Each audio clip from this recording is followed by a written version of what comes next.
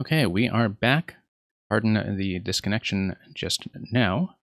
I don't know how severe that was in terms of how much footage that cut off, but we made it past the boss fight and accidentally died to a spin jump out of the shell that was totally needless.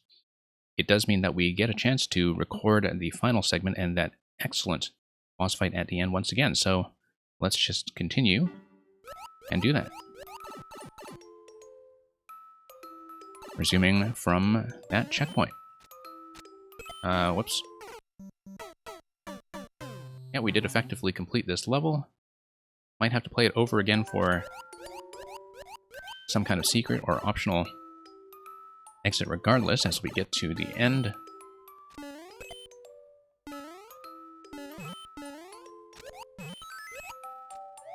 Okay, back in business.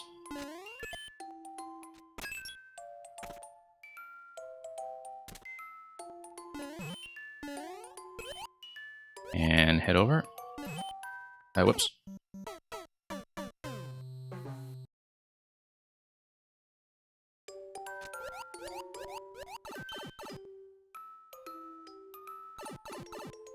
Okay.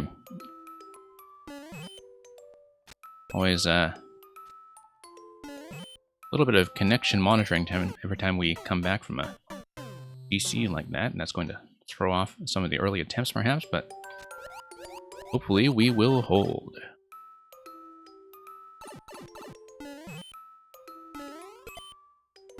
And yeah, let's just make that. I had made the second bounce previously. I mean, I guess that's probably not the intended way to do it, but then with a low bounce after we grab the key, that should be okay. Okay, I'm glad it looks fine now. Thanks for sticking around.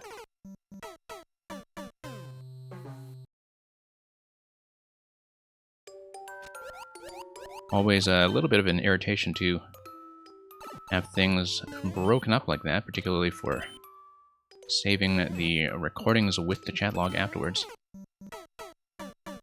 Unless there is some way to merge highlights on Twitch that I'm unfamiliar with. Always could cut the videos together myself, of course, but that doesn't do much to preserve any interactions in chat if I just kind of want them for my own reference. But that's okay. Kind of accustomed to that happening on the internet sometimes. Particularly during the daytime stream, much less disruption during the less accessible hours that I often tend to keep. So, always a bit of a trade-off, I think. But yeah, let's do this. Absolutely brilliant fight once again. And yeah, we can do each cycle quickly. Now, the interesting thing about doing each cycle quickly is that some of the enemies just take care of themselves, like later on there will be a shell. That was probably unwise. Oh, actually, no, that was fine, because... yeah. I feel like keeping the spiny hat is probably required for some optional objective, and so we should be careful about that. And yeah, like every room before it, Spike Ball and Pipe Timing is going to be responsible for the switch reset.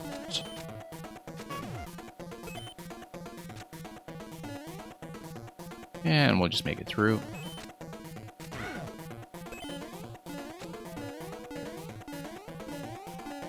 As for the sumo, we'll just let it get a jump down first. It'll be much more manageable than trying to beat a hammer, I think.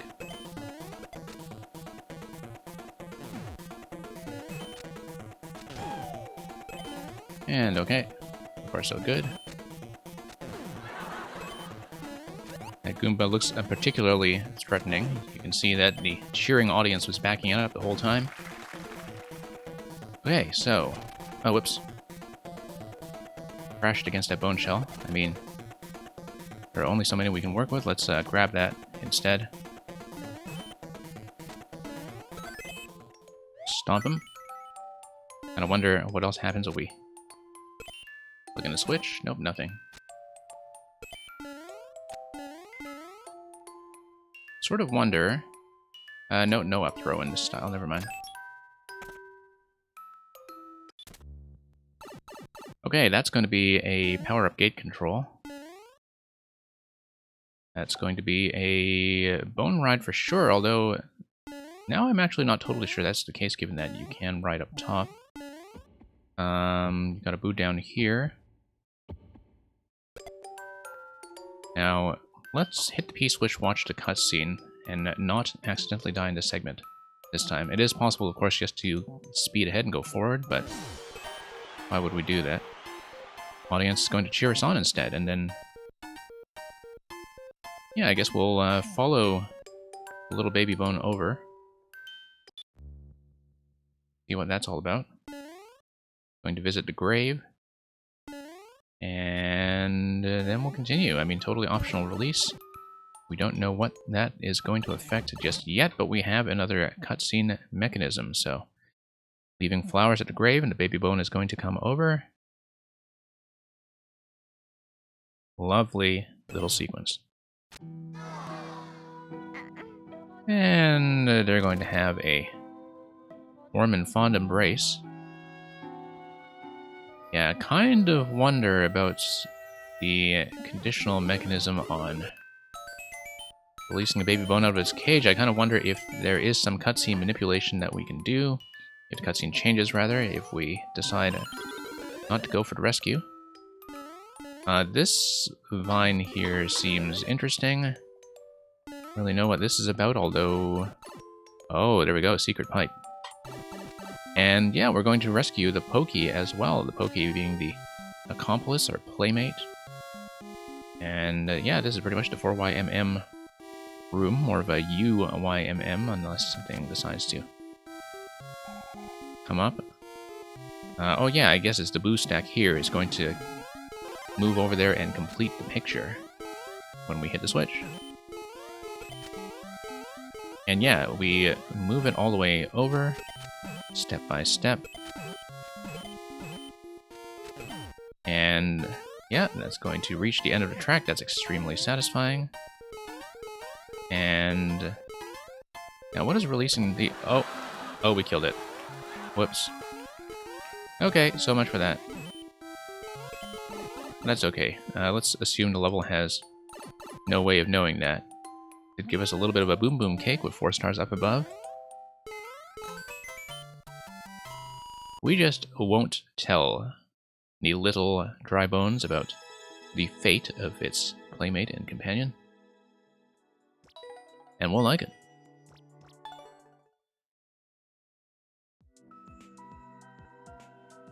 So yeah, that was Uncaged. So we're going to follow the website sequence and look at the next level, which is Tomb Train. Now, Tomb Train was something that was re-uploaded later, and so that's going to be placed a little more recently. That's a level by Cats. Cats is a maker who is, I think, typically more on the precision side, and also designed a tower defense that we were playing over the weekend. So definitely somebody who's familiar with a lot of the complex mechanisms with all those moving parts. And so this level, I think, is definitely on the low end for what this week offers in terms of difficulty, with a clear rate of 1.3-ish, 1.27. Short description says, this railway line goes through a tomb.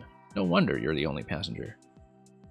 The long description on the website says, who thought it would be a good idea to build this railway line through a tomb? No wonder you're the only passenger on this train. Wait, are the brakes not working? It's bad enough that there are saw blades everywhere in this tunnel, and now this. Okay. Well, I mean, I guess that's what happens when you decide to develop your local transport infrastructure without really all the proper permits and certifications. So certainly they didn't run into that problem when they were developing the Paris Metro. Hey, awesome lamp.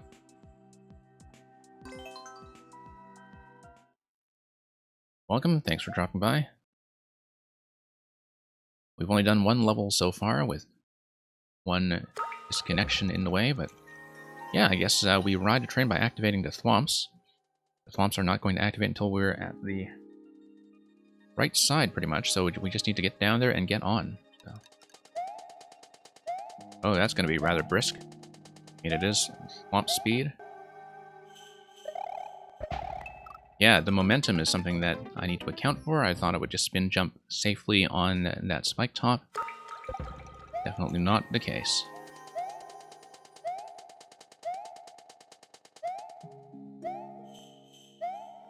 Yeah, have to really think about momentum here. I think a spin jump probably is necessary if I'm thinking about getting from the big spike top to the small one that allows us to get over to Blaster. Whoops, too high on that one.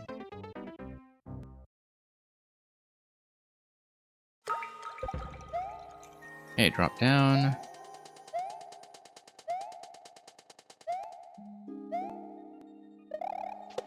Okay, there we go. That's the way to do it. Whoops, that's not the way to do it. Yeah, it looks like there will be a timed switch activation, probably based on that big bomb that we saw on the bottom right. It's going to drop us down to the next train segment if we mark ourselves in that station.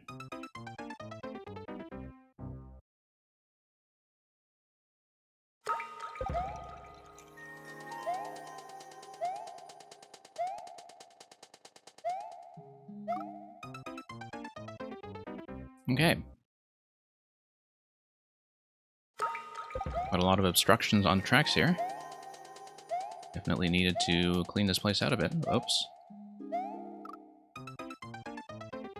But yeah, remembering to account for the momentum is pretty much the name of the game here. I mean, it's very easy to be complacent about thinking that my movement is going to be relative to the chomp stumps, because that's the stable surface I'm standing on, and that's just not the case. We have to deal with the fact that this is the Mushroom Kingdom, and physics work differently here.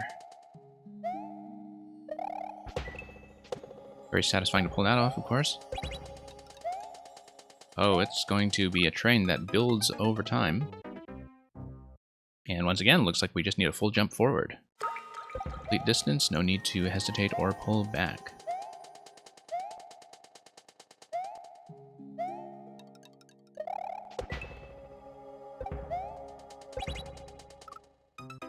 Always love to see more train-based levels. Of course, a lot of train-based levels often use track mechanisms and proceed at track speed. Kind of interesting to see something that, using the swamp and stump tech that we see here, proceeds not only faster, but at a bit of a cleaner pace that does not have interference with some of the tracks that are being used for the enemy positioning, as we see from the munchers here. So, yeah, quite a lot going on that can really only be done in a train level that uses this kind of tech rather than the track removing platform mechanisms that are, I think, much more common. Of course, just this has always been a very popular kind of theme in Mario Maker levels, all the way back to Mario Maker 1. I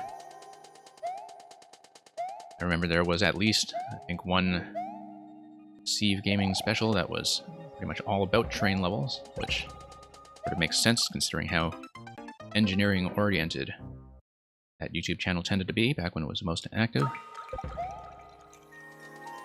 And certainly I don't think it was the only one who was covering train levels as a category.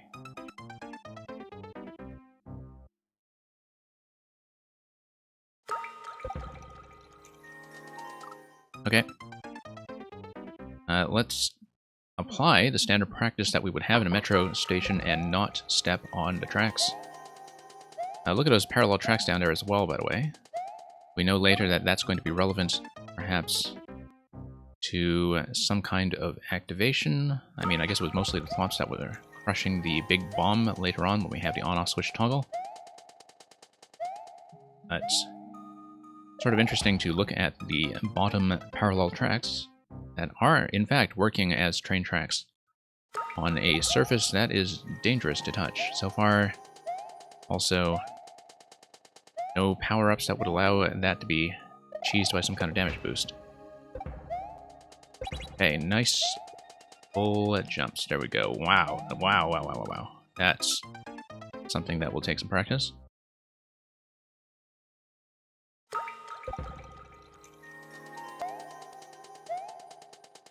But yeah, I think this is probably the lowest clear rate that was seen on a 4YMM level so far. I was really hoping we'd get a tertiary bounce on the last spike top there, but that wasn't going to get us far enough. Of course, we'll probably have to do this some more to get the cake objective if it's not something that presents itself easily. I mean, in the previous level, the cake check was really just a matter of paying attention to the spot that was passed in the goal. Fairly easy to discover, given that it was disguised by invisible blocks and an off-screen pipe. Not really something that required a lot of special technique. Yeah, I do kind of miss that a lot. I mean, it was always a very pleasant channel to watch, and one of the things that kind of got me back into Mario Maker in the first place, in the waning months of Mario Maker 1. I'm certainly a fan, but then, you know, I am somebody who kind of comes from a background of a lot of those engineering and construction games as well, and you can really tell that Steve's channel was something with a lot of the same appeal. I mean, I certainly think it had a lot of influence on some level design that was using some of those mechanics, like the don't run or don't look left or whatever, that just ended up mostly being applicable to troll levels or were otherwise not very well signaled. So, you know, it wasn't really a channel about level design as such, and I think that's a fair criticism, but it was a level that I think really kind of drew a great deal of public attention, even among people who did not play Mario Maker 1 at all and were just watching the channel. A lot of attention to just the possibilities in this game for interactive contraptions, and that interactive contraptions were indeed what kept the spirit of Mario Maker going. Yeah, Remmers, it's a huge, huge YouTube channel and was in its prime, drawing about 1 million viewers on some of those videos, and it was very clear that a good chunk of those viewers just didn't own a Wii U at all and just kind of wanted to see somebody friendly with a very chirpy Austrian accent talk about Mario Maker engineering tricks in a very accessible way. I mean, I think certainly that when you're plugged into the Maker community, that's going to feel like very simple 101 stuff. Very entry-level in a way, but, you know, everybody needs a gateway like that to pique their interest in building contraptions in the first place. I think certainly that while, of course, a lot of the tech vocabulary for Mario Maker was just kind of community developed over time in things like Discord research groups and the like, that the channel that Steve was running, I think, was really responsible for popularizing a lot of the terminology that has now become rather standardized. Like talking about entity limits A and B, talking about the entity limit trick, talking about spawn blocking, etc. Like a lot of that stuff, I think most people would have heard that vocabulary for the first time in a Steve video. I think it's very likely that to have been the case. So, certainly a very influential part of Mario Maker history. Yeah, same with concepts like global loading, global ground, etc. I mean, you know, those are very natural terms to use, but I think they only really kind of became community standardized in the first place because that channel gave them so much exposure as a common ground of terminology. And so, yeah, as Awesome Lap was saying, you know, it was those videos that got you into Mario Maker 2.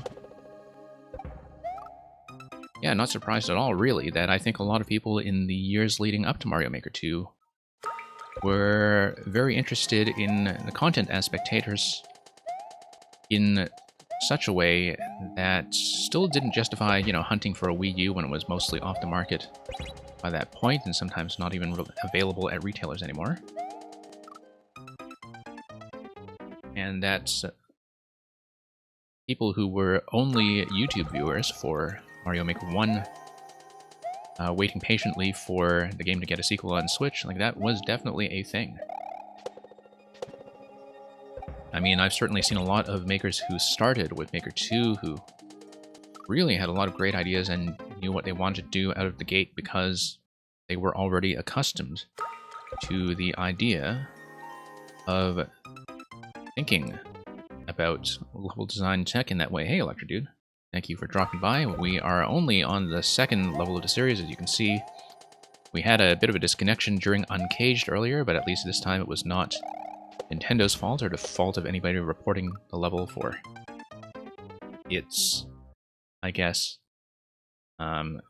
contents that may have been seen by the Legion of Decency to have been in violation of the production code.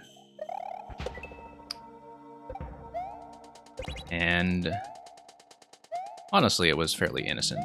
Like I said, nothing really out of the ordinary compared to, say, what's already kind of implied by characters like Bowser Jr. Okay, we should just let the Piranha Plants be crushed and get on the platform when it is on the right side. That was the obvious thing to do. We don't really believe in doing the obvious thing. We gotta activate all trains go, and get on the platform to the left, get up onto the platform on the right. Okay, yeah, that was, once again, fairly obvious. I think having hit the checkpoint made me a little bit complacent about how we were going to read that. So yeah, Electro Dude, saw that you had the new level up as well, hoping that we can kind of get back to viewer streams to play that one soon.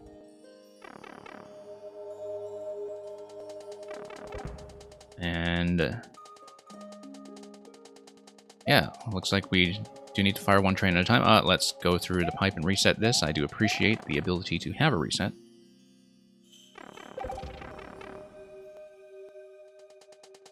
Yeah, very clearly laid out as a bit of a reset point.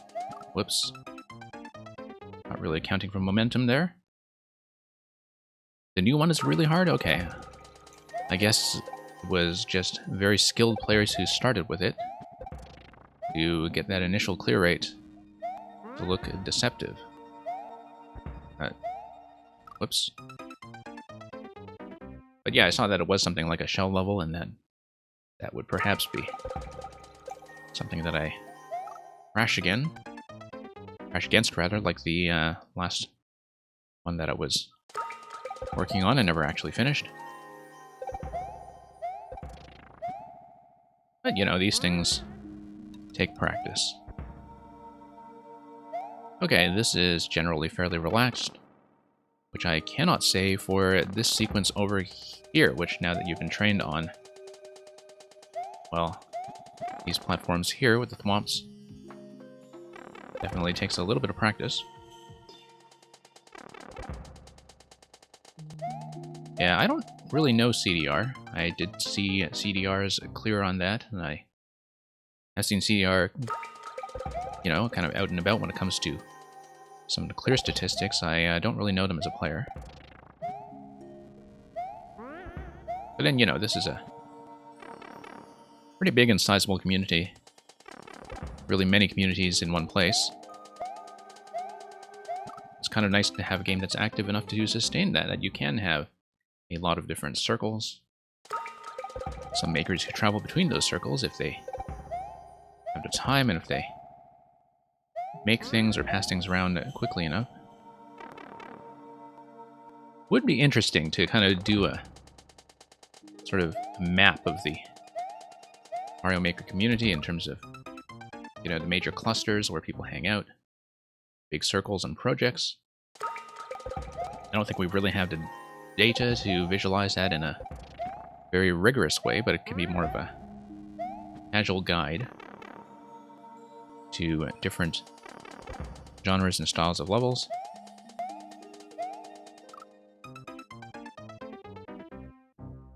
It'll be kind of interesting to think about that and what the points of influence, the little gathering places are.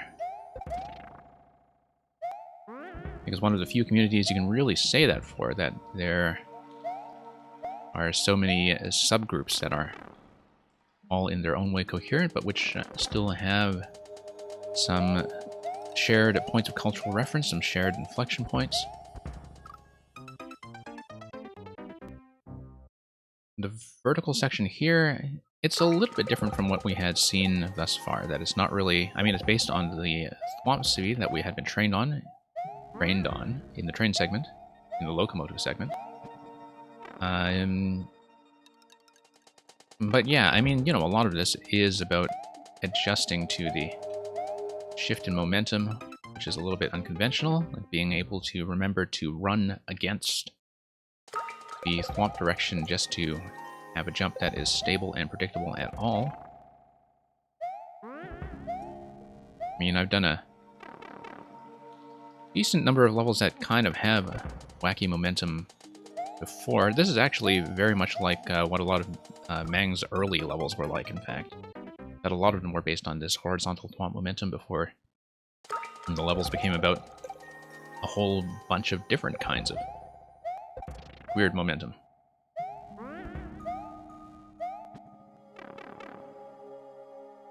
But, yeah, I think it is difficult. Lupin Snoop, thanks for dropping by the way. Good to see you.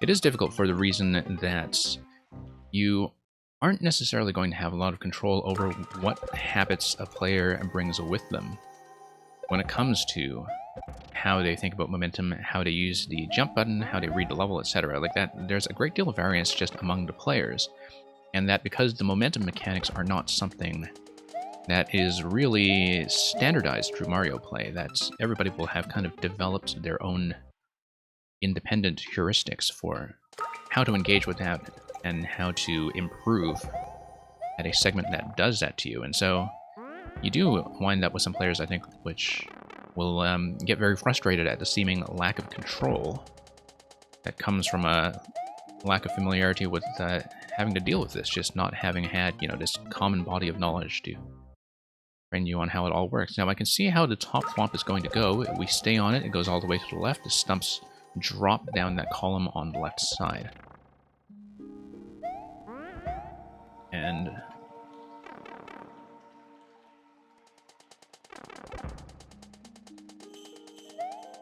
yeah, what do you say about the winged lifts? I've definitely noticed that as well. Interesting. I wonder if you can just kind of fall directly into the left column and still make that platform down below at the door with the 2-tile height. Obviously not as safe as just riding the stumps down, which seems to be the intended path.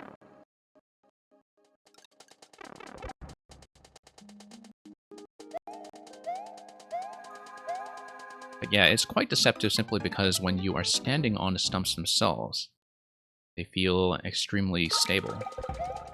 Notice that with other similar thwomp setups in the past.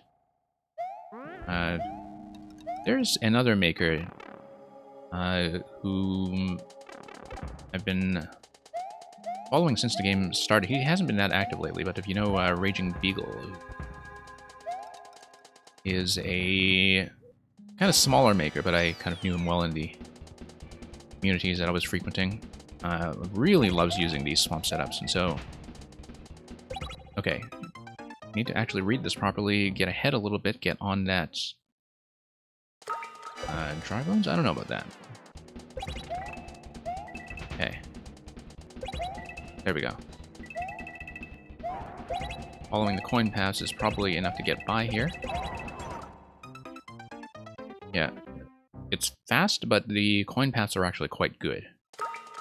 And if I'm mostly focusing on the coin trails, then everything looks pretty reliable. It's just a matter of getting the horizontal spacing right, in terms of getting far enough ahead to do that. Wow. Okay, there we go. There's a blinking 4YMM, and I think that was Iggy at the end who just gets smushed. Okay, here's a cake. We have some P-balloons, and that makes me wonder if there is some other kind of secret path that we missed. I didn't really get a proper look at any of that. If there is a secret path, I don't know what it would be, because we have cake, we have the 4YMM text. Didn't really know if there was room for meaningful optional content, so somebody who has played or seen these already, you can kind of let me know perhaps if there is a secret path that we missed, like if it is worthwhile to do this twice, or if we have in fact seen the content that's available. But we will grab that clear. I certainly didn't see what other exit points there could have been from we were speeding through that level, and so yeah, Given that we have seen both the text and the cake, I think I might have to assume that, as with one of the levels last week, I think it was the Pumpworks level, that we have actually seen what there is to explore. So, just to catch up on chat a little bit, you were talking about the momentum shift from 0 with the flops, and I don't know necessarily that is an issue of indication. I do think that when it comes to this level, at least the first train segment does do a fair bit to teach you that correcting for the momentum is something that's going to matter. I do think that it's maybe a bit of an abrupt spike to go from an 8-wide platform that allows you to use that mechanic in a very stable horizontal space to going immediately to the 2-wide platforms. I think that's certainly a bit of a jump when it comes to your sense of control, particularly your sense of how much running distance you would have. I mean, I guess at the very end of the train segment, you did have the 3-wide stump segment that was overlaid on the rest of the train. That kind of gets you accustomed to a bit of a narrower platform, but yeah, I think when you're talking about the vertical segment, that is a very noticeable jump in how tight your momentum correction needs to be. So, okay, let's move on to the next one.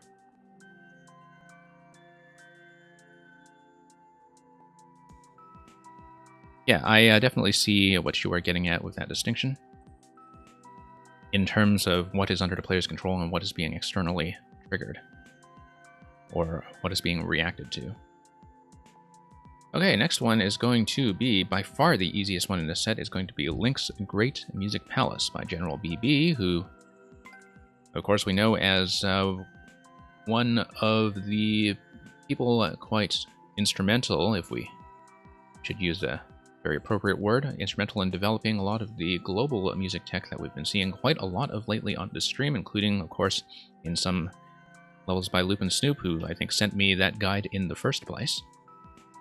I think that's probably how I found out about the global music guide.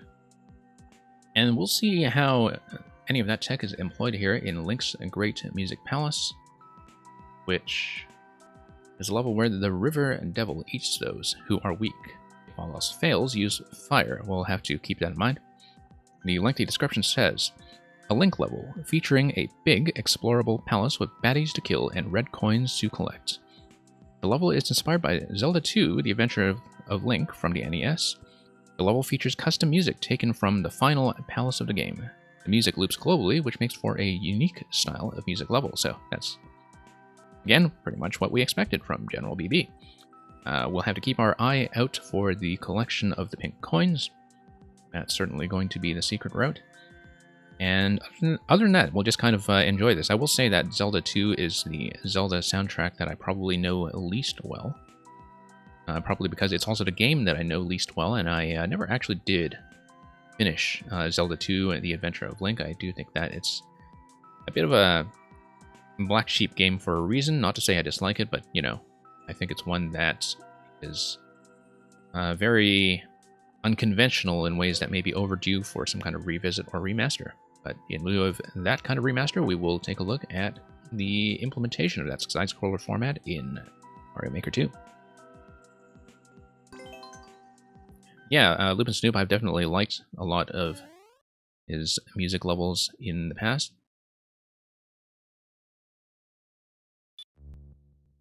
And, okay, so in case it's in some way ambiguous, this level is going to be about Link. Click that link to proceed. I don't think that is going to be reachable by any means that I have available, certainly not with something like the bomb, so we'll just come through. Okay, there's a pink coin under the Master Sword right there. And yeah, this looks like mostly a setup room. You can kind of see all the note blocks getting prepared off those tracks. And that's going to preview a fair bit of what will be the platforming segment we have to deal with. Interesting that we had the setup of the music kind of canceled out by the fact of wearing the Fire Flower there. I mean, I guess the Fire Flower was there to kind of condition the continuation of the initial Fairy Fountain soundtrack, I guess, like to prolong the Fairy Fountain theme through here. Of course, actually, no, I do know this music, of course, because this was the very famous track of Zelda 2 that is also all over Hyrule Temple in Smash Bros., which I think was probably the biggest showcase of that soundtrack to an audience that may or may not be familiar with the game in its original form. So yeah, of course we know this. Yeah, just a wonderfully complex melody.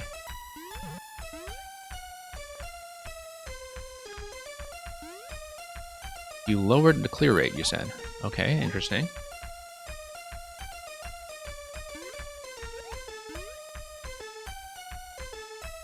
And yeah, I'll catch up in chat in just a bit. I know you were telling me something just now about how how do you pronounce it? Was Hetche,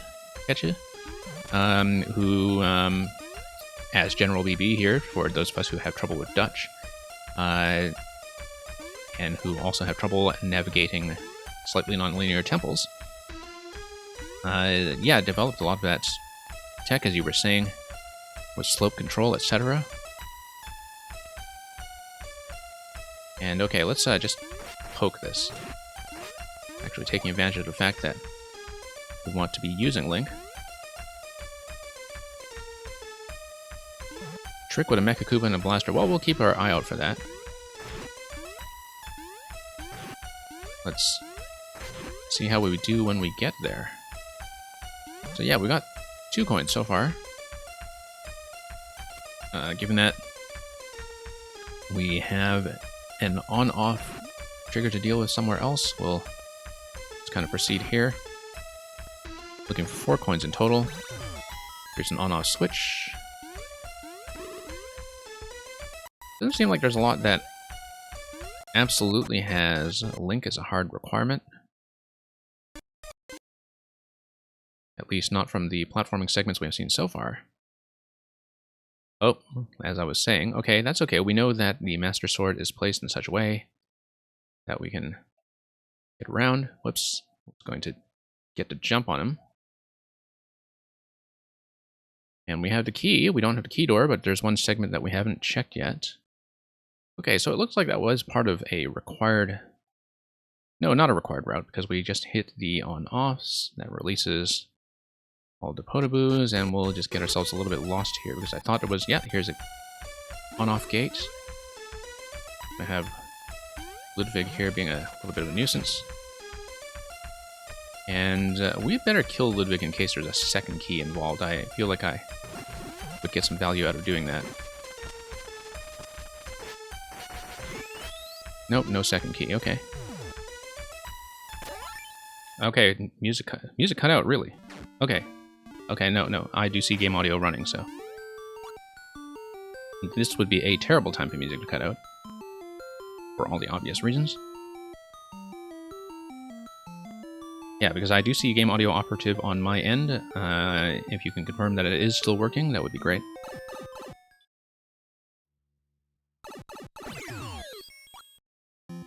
Yeah, because sometimes my indications are wrong about that. Okay, so this looks like it's a bit of an up and down fight. Oh, I see, because the stacks come up through here, we'll just kind of knock the stacks down then.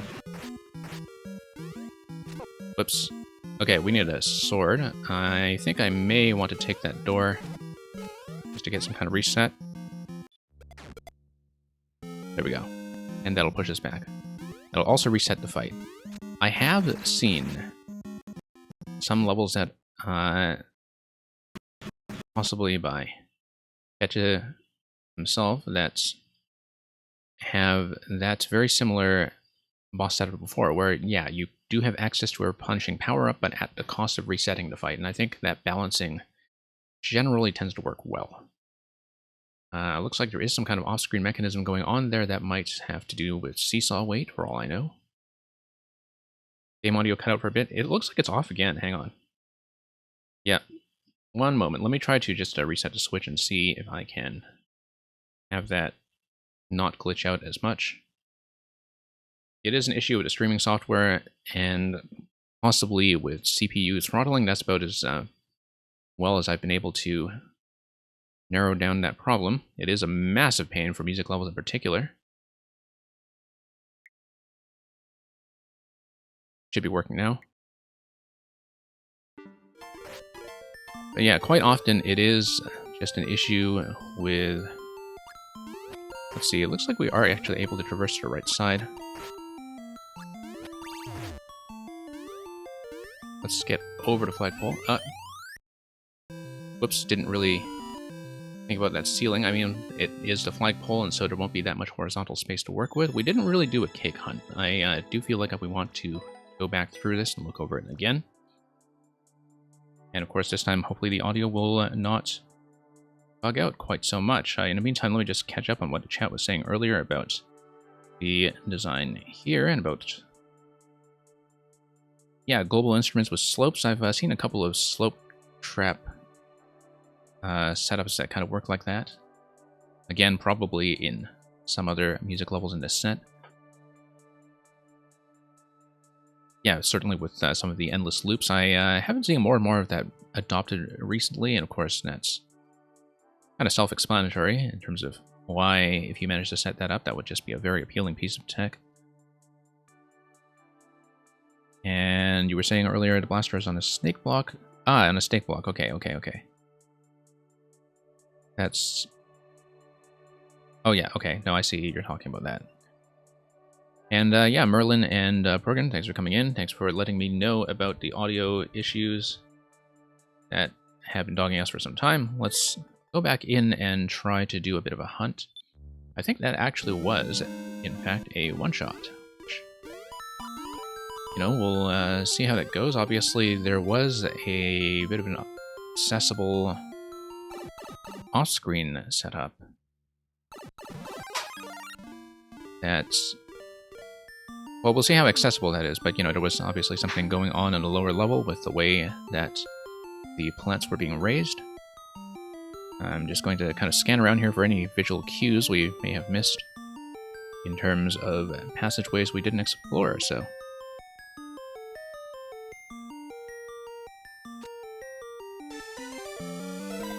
Yeah, okay, yeah, this is what's going on with the Mecha Koopa and Blaster, as you were talking about earlier. And yes, on-off, look at this passage down here on the left side. That's something that we should have kept in mind. That's the thing that I was missing, as something that gets you onto the lower deck. So, yeah, we'll think about that as we traverse the level instead of progressing like we did before. Now, interestingly, though, I'm going to lower this platform, and so that might confine our access to that point, but we'll have to think about that. Have to think about that as we explore the left side. Yeah, it's sort of interesting that you have the on-off blocks in that position then, because I do wonder how we get up there. Looks like, yeah, you have the track here that will potentially give us something to work with here.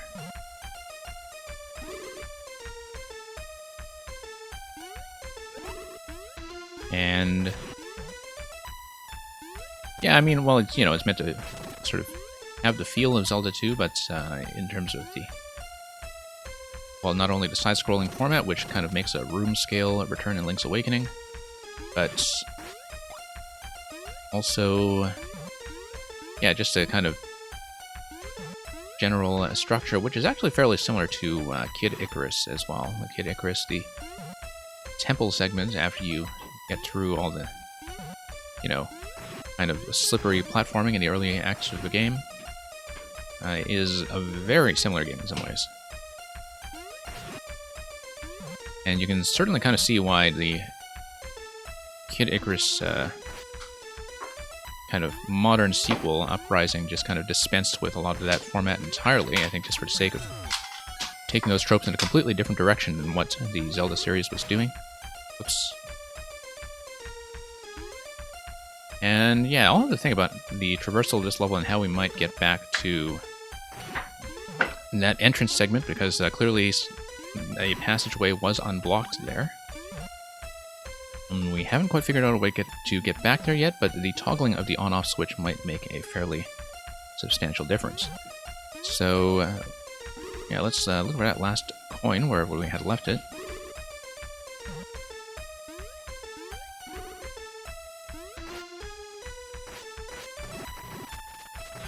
Well, I don't know about that in terms of any kind of meaningful distinction between, like, tech people and level people. I mean, it's just a matter of emphasis in many cases. But, I mean, you can definitely tell that there are makers who are much more about using the levels as a showcase for the tech research. Okay, here is the Master Sword that was to the right. Still need to think about how we'll get back to the starting segment.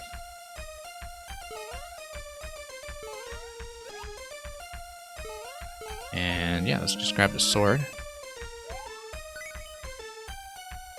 Wonder if it would be something that is perhaps Dry Bones related, or something that requires us to get a jump on top of something that has been released.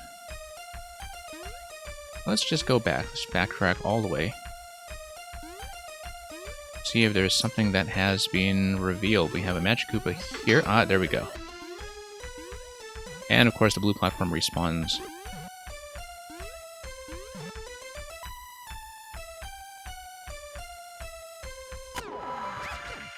Yeah, I think that's generally true of the Psycho Gang, as you put it, that a lot of it is tech research. A lot of course, glitch research that is not published in-game for the obvious reasons. I haven't kept up with some of that for a while.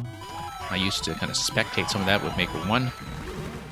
You know what? We've been forgetting to actually leave comments on any of the cakes like I did in the first week.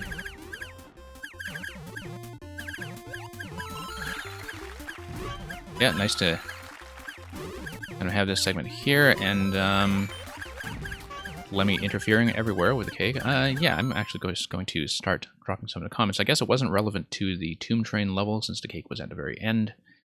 We also just had the cutscene segment in Dry Bones level, but let's do that, just to mark our territory a little bit. Not that I have anything that interesting to say. The adventure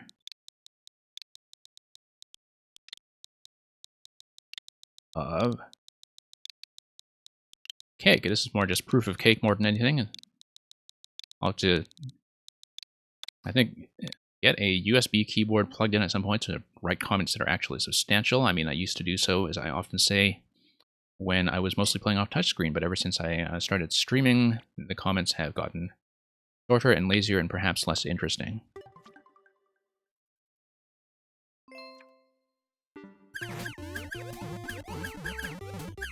And yeah, no, I definitely saw what was going on with some of the, you know, ways to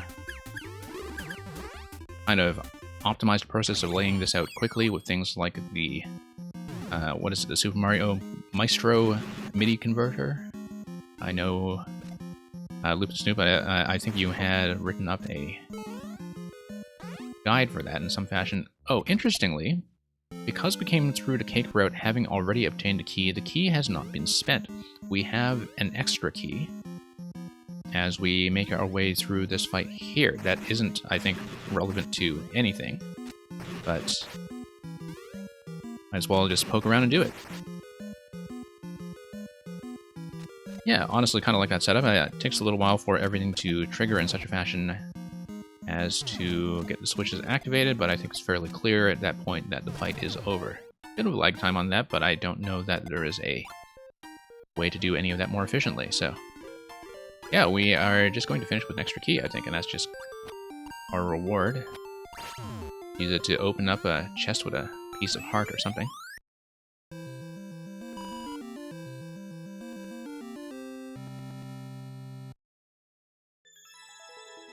General horizontal algorithm to make the synchronizing tracks. Interesting. You'll have to tell me about the horizontal algorithm. I haven't read deeply enough on the subject of this kind of global music setup to really dig into any of that. I mean, you know, even if I'm not planning to make anything that complex, I think I should probably just research some of that for the sake of interpreting some of the music levels that we see here. And yeah, Progan, I do see what you said about tacky levels. I definitely see that your own focus is more on parts that you can interact with directly as the player, and you know, that's certainly a fair priority to have. And often I find like maybe the limitation with music levels is that there is so much entity space that is being taken up by tracks that there are certain limits on just how much you can interact with in the space of the level proper. And congratulations, Electro Dude, on your rank up in Splatoon 2. Oh, geez, what happened there? Hang on. I need to get Nightbot to not be that incredibly punishing. Yeah, let me permit you. I need to get it to not just, like, strike you out right away.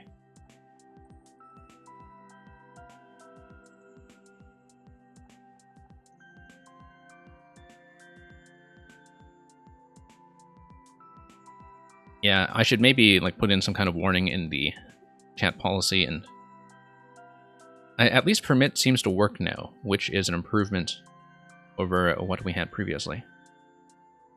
No, the issue was that I was using both Nightbot and the Twitch version together at one point, and that was a problem. I think it's actually Nightbot that allows you to use the permit command, which is why I've decided to go with Nightbot instead and deactivate the Twitch side filter.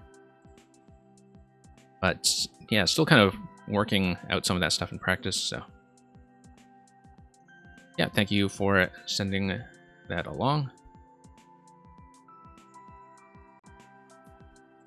And okay, no, I do see that. Well, the general horizontal algorithm, okay, yeah, thank you for that. We'll take a look at it a little bit later. I'm not really set up to switch to my browser window right now, but I think maybe we should count for that in the future so we can actually look at that stuff on stream.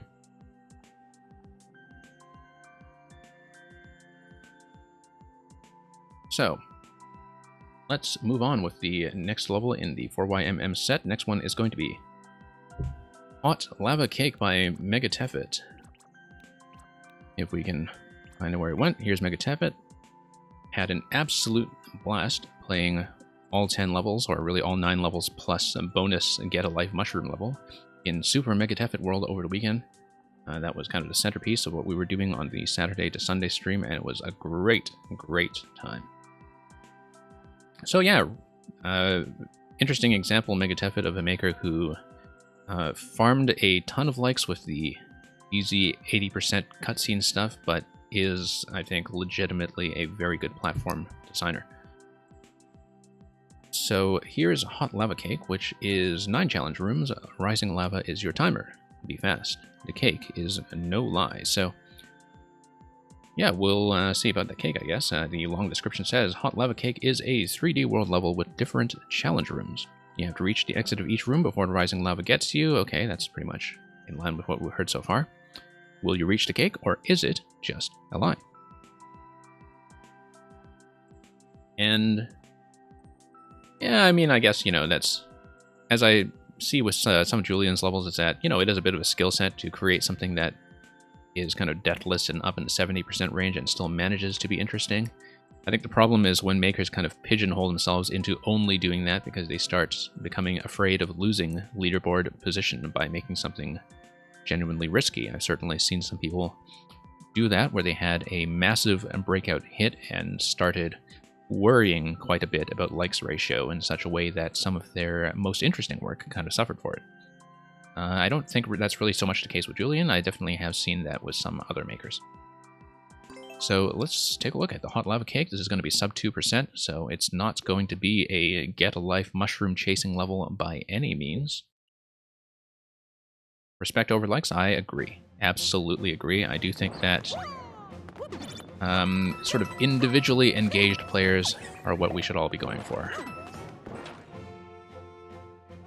Okay. Fairly gentle. No short bounces here. Short bounces at least in the first part. Slightly higher bounces as we get up that Rana. No, I needed to hit that. Okay.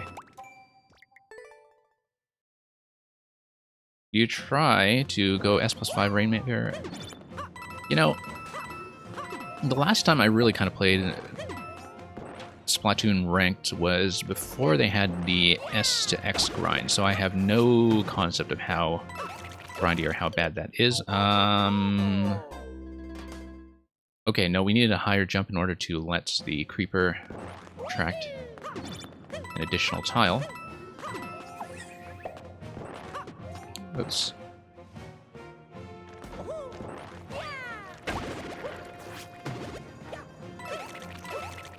Wait. No, I'm doing something wrong here. Ah, no, I know this. I think. I've seen this mechanic before. I'm just trying to remember it in terms of how to get a bounce that acts as a double bounce. I have seen this before. I just need to get my head back into it. Yeah, no, short bounces all around. Get a triple bounce.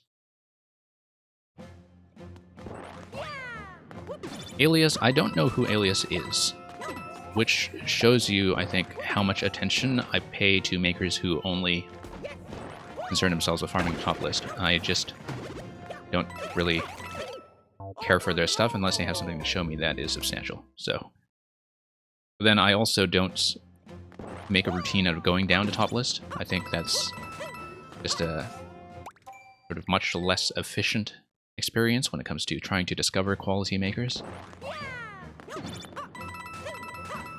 I mean, discovery will always be an issue in community games like this. Discoverability, rather. And yeah, I think it's best to just kind of stick with practices that work for you. I mean, I know I'm always going to miss a lot of really good makers that are out there from not exploring the field in quite the same way, but and, you know, being very dependent on things like personal recommendations and, to some extent, on viewer levels.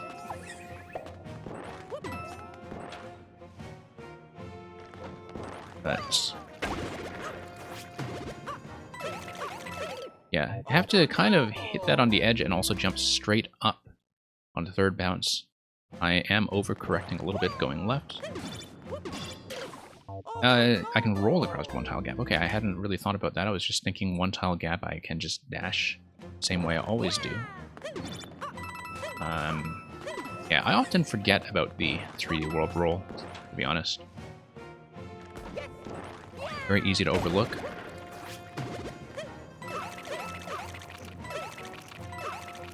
I guess we'll miss a 30 coin. Usually do like to go for optional content like that, but perhaps... Ah, okay, no. Wasn't really watching the ant pattern.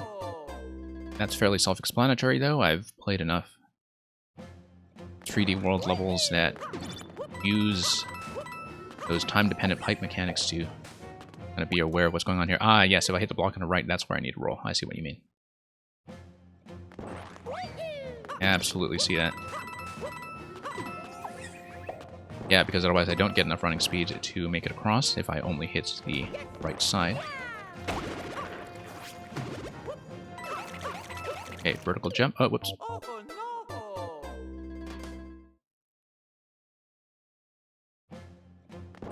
So, Electrodude, I take it you are a true professional. Whoops. Let's try to, yeah, roll. And we'll make that across, and that will be fine when it comes to the timer. Whoops. Mistake. Mistake. We did have room to correct, but... And I kind of like that we have room to correct. That is actually not a super tight timer. You are allowed some mistakes.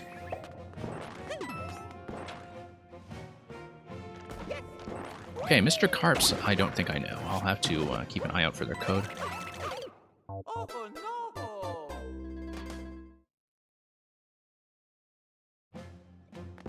And you'll have to tell me about their style. I don't know if they also kind of do the Bufflin style. I mean, it's very clear to me why the Bufflin style is so popular.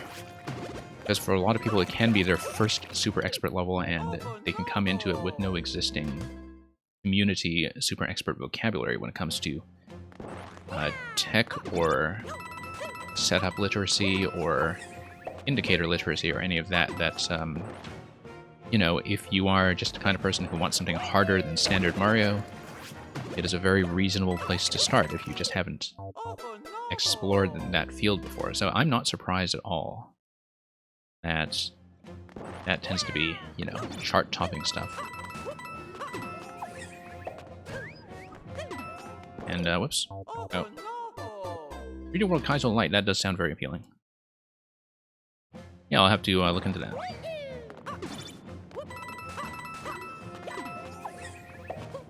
I've been doing tons of these 3D World dependent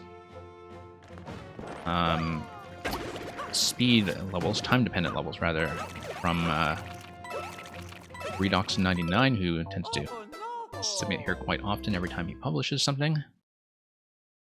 And so stuff like that, and glass pipe setup we saw with the Ant Trooper later, very familiar to me by this point. I've also played enough of these to know what my problems tend to be in the 3D World style when it comes to the minor differences in moral physics as well as wall jump timing. Yeah, but no, I've always loved the 3D World style. I think people were much too attached to judging it by what they wanted to do with classic Make 1 tech. And that way too many makers have just written it off instead of properly exploring it. So. No. That was totally accidental. Did not mean to squeeze the trigger. Yeah, thanks for the code. I will have to go back through my chat and jot that down later.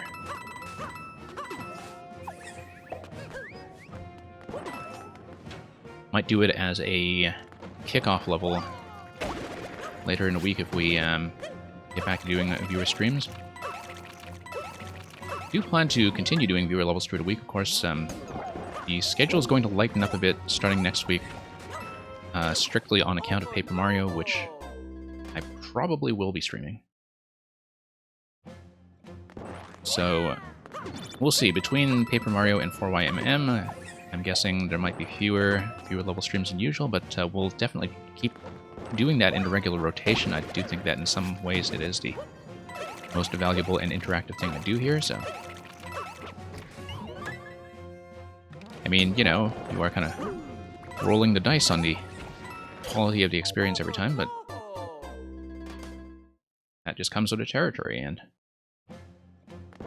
you get higher peaks and lower valleys. Yeah. Getting that roll down pretty consistently. Never had trouble with that skip squeak either.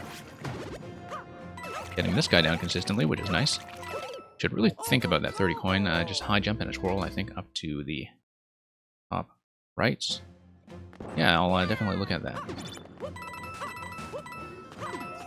I wonder if Mr. Carps actually is in my code list somewhere. I've jotted down a lot of codes of things that just looked interesting on Twitch. I haven't done that recently simply because I have much less time, as I often complain, to watch other Mario Maker streamers.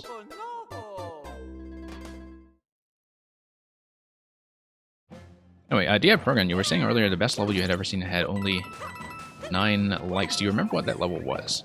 And do you have the code kicking around? Because we'd certainly be glad to look at that as well. If that's something that you had kept.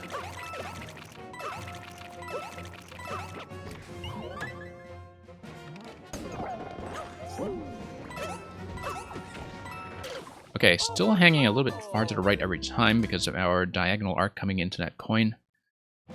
Yeah, just have to monitor that a little more carefully. Yeah, getting to roll down consistently actually is quite satisfying to do.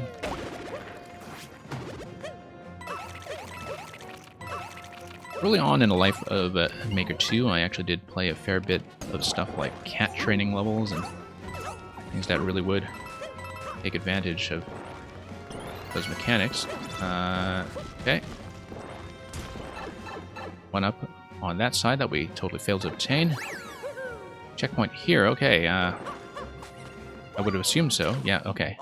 Just took me a moment to read that the first time, but the obvious thing to do is, in fact, the obvious thing to do, so. Nope. Just took me a moment to read that again with the camera scroll. Yeah, see you around, Lupin Snoo. Thanks for dropping by. Oops.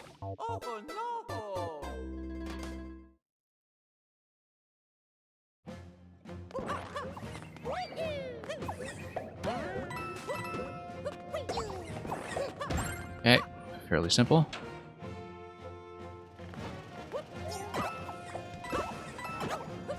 Okay. Once again, failing to grab some of the bonus coins, but, you know. Oh, that's a failure. We did need to, yeah, get that on the other side so we can get that through and the pipe, presumably.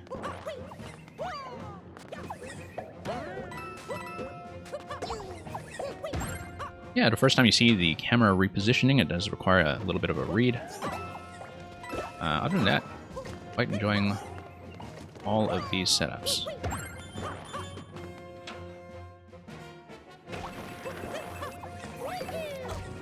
And yeah, long jump.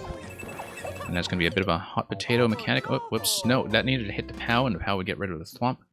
We needed to stop and not get through that icicle. That should have been obvious. Sometimes when you're reading this stuff for the first time, it's very easy to overlook the simple things. With your eyes in multiple places at once. Wrong way.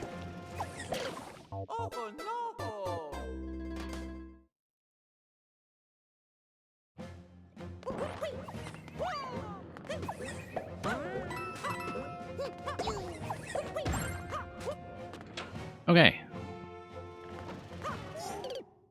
Just have to remember that the Koopa ejection does matter in this style, just as it does in Super Mario World.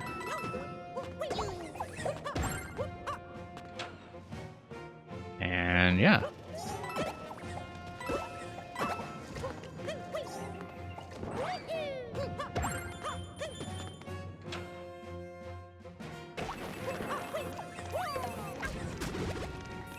Okay. And through we go. Pretty straightforward to get to this checkpoint.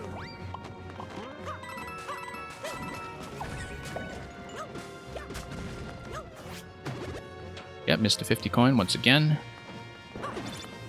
Whoops. Didn't really see how that was going to go. I guess we have to get on the right side and then get pushed by that wall jump.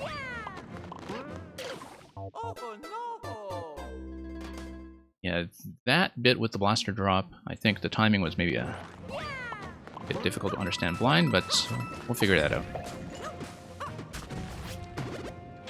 Could have gone for the 50 coin that time, but...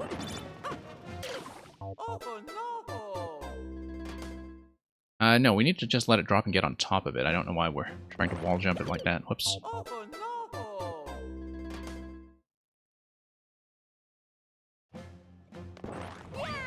And yeah. Okay, let's get through here.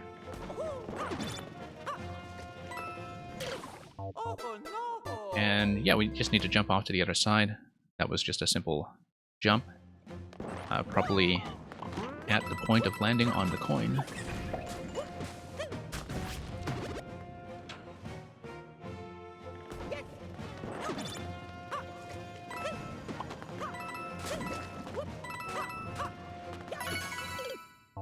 Okay, so... looks like we needed a bit of a wall jump there to let the thwomp cross first, if I'm reading it correctly.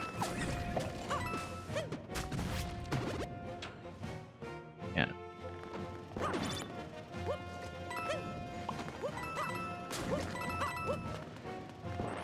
Oh no, we just need to run all the way to the left and pick up the POW. Pick up the POW, use the POW. But picking up the POW does allow me to squeeze in that one tile slot. That's our safety point. It'd make me wonder if it was doable with consecutive wall jumps.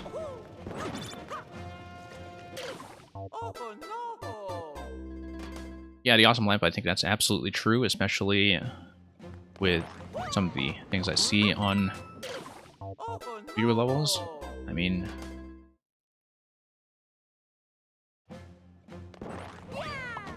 sometimes surprised in general to see how low some of the plays are on levels that are, I think, deserving of a significantly wider audience.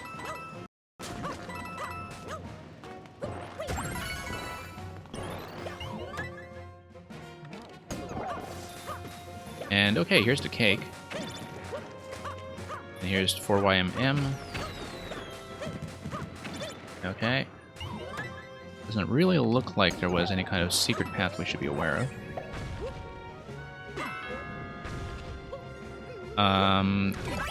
Okay, and that just drops us. A lovely little bridge at the end. Ah, I see. There's a pipe at the very end that we could have accessed. I'm going to redo this and try to get to that pipe. I feel like if we had stayed off that segment at the end and did not get dropped into the flag, that would have been possible. The issue with that is that in our effort to access that pipe, that's at the very end, it seems very hard to avoid just completing the level, and so we need to be very careful about that. Oh, you got absolutely slaughtered in the... Are you doing Salmon Run now, or are you doing Rainmaker?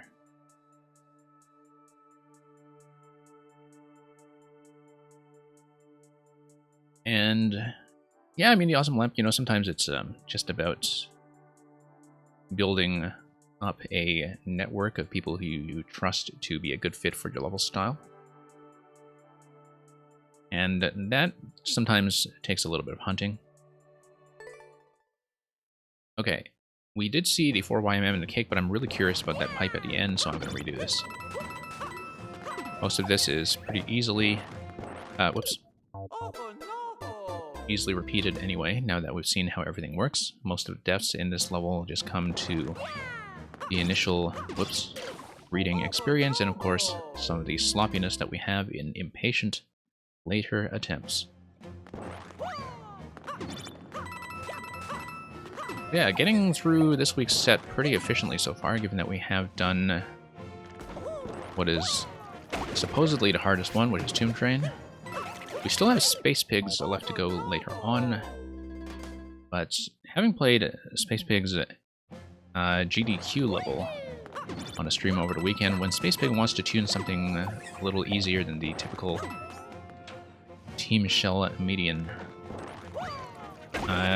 he can make easy levels. I mean, he can make things that feel easy from the perspective of how generous the bounces are and how little tech you need to bring in with you if he wants to. And so I'm not actually worried about Space Pig's level when it comes to difficulty. But of course, we'll see how that goes when we get there.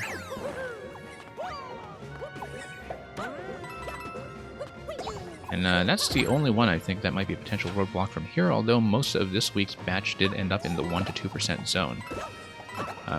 With shocking consistency, in fact. So...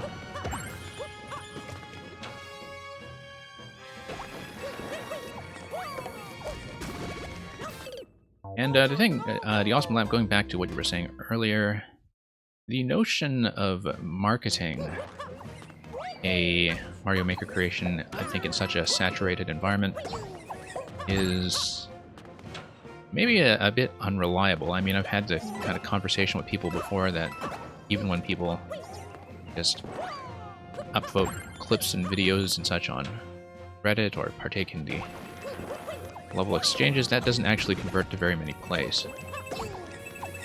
Like, the thing that really needs to be done is to build up a good follower base over a long term.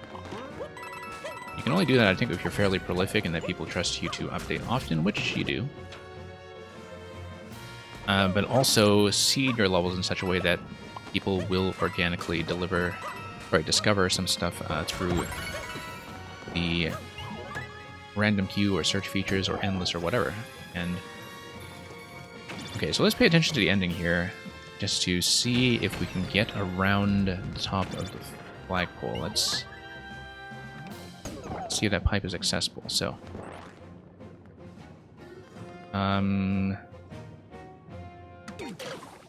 yeah. Okay, because if we get up to the ledge that is under the top thwomp, that's the way we dodge the flagpole. Okay, I just needed a moment to read that now that we know where the flag is actually placed.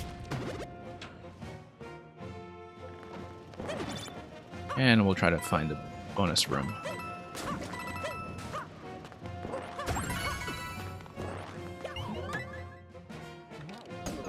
Okay. Look at that layer of frosting on the base of the cake, that layer of ice blocks. That, of course, is being melted off by the rising lava coming back through the oven. Oh, okay, okay. No, I can't do that. Hang on. And then now this is going to force me to reset the whole level, isn't it? Let me think about how I can actually manage this screen then, because maybe there isn't a way to get through the top segment and it is just one big fake out. Because unless I have something like a spiny hat, I can't actually break through here. If I did have a spiny hat, that would break a lot of stuff earlier in the level, so I don't think that's necessarily going to be it. Yeah, P-switch is just going to drop me on the flagpole. I wonder, because that pipe on the right absolutely looks accessible. But accessible in a way that you have to wonder about how you are going to come back afterwards and get to the flag, and I don't necessarily see that, so maybe there is no optional path here, although yeah, you do have that 50 coin pocket below. I'm just thinking about, you know, if you do take that pipe on the right side there, whether there is in fact a way back that would take you back through the final segment of the level. Wall kick out of a clear pipe. The issue with that is that the thwomp comes down. The thwomp would squish you on the corner that is immediately to the right of the exit, like one space away from the right of the exit. I wonder if that is just one big fake out, or if the pipe actually does something meaningful, because it looks like it's meant to kind of scare you a bit by presenting an intended path. It's very hard for me to tell if there actually is something going on there, because even if we did manage to get into that pipe, yeah, I don't see what kind of exit it would give us. So I think maybe it's best if we go on for now, unless somebody knows that there is an additional secret here that is not just the cake and 4YMM text, which is just part of the main part of the level. We may have to go back to this one if it turns out there is a secret.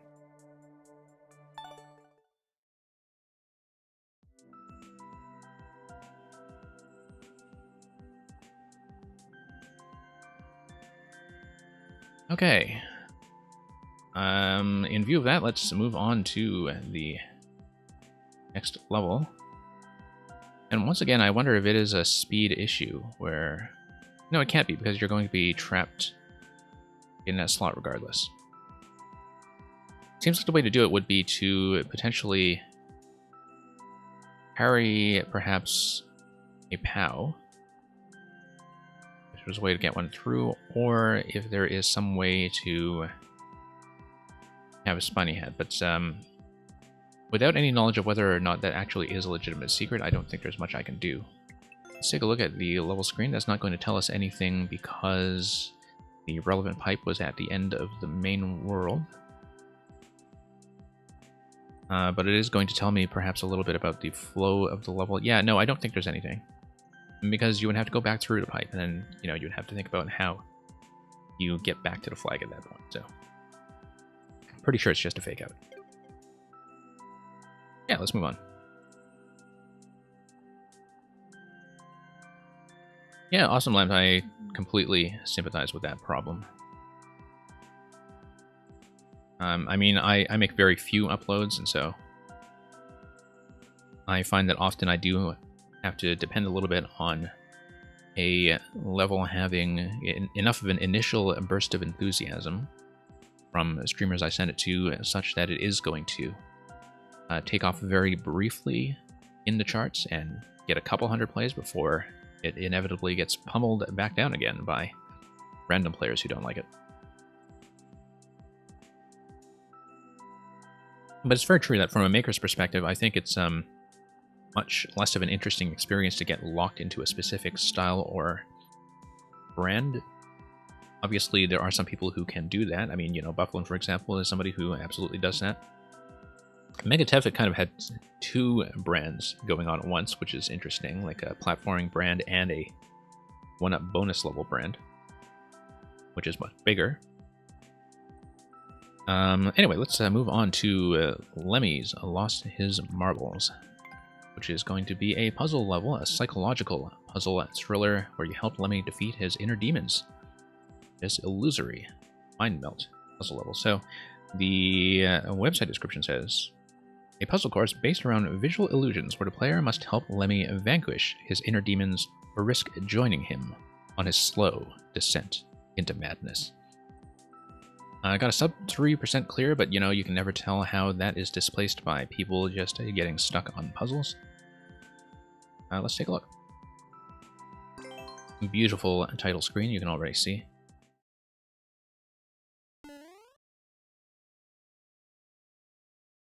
I will say that I had seen an early version of this level some time back, so it's not really going to be a totally blind puzzle solve.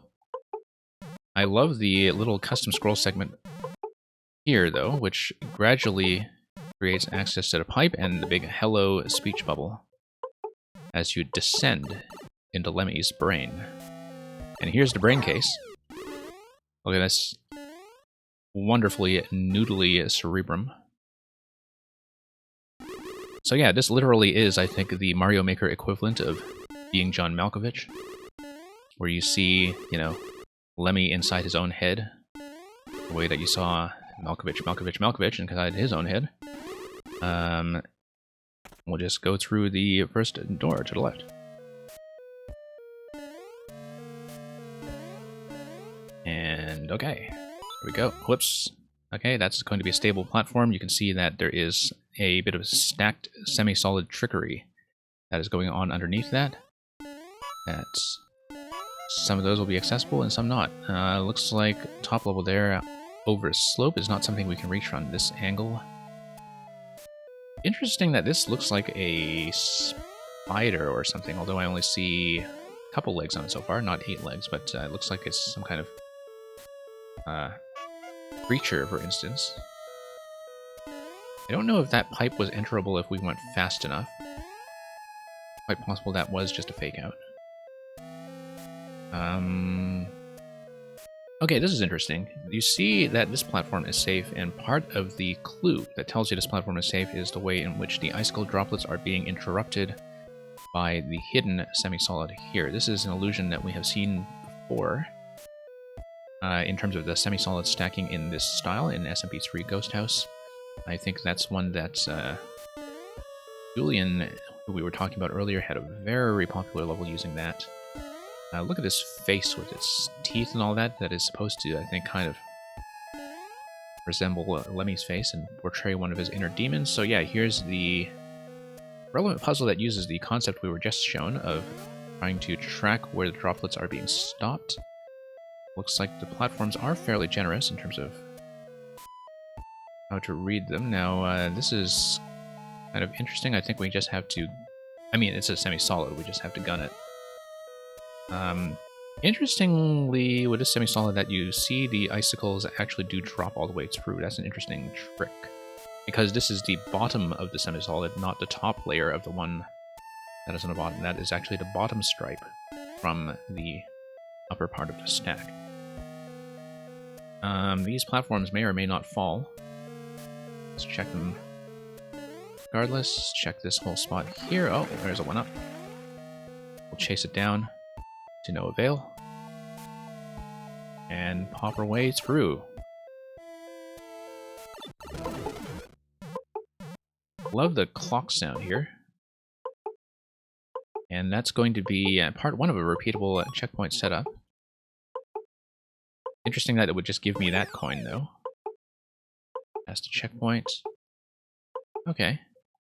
I guess we'll just have to go through whatever is available to us next, which should be, what? The pipe that takes us up top. So watch those one-way panels accordingly.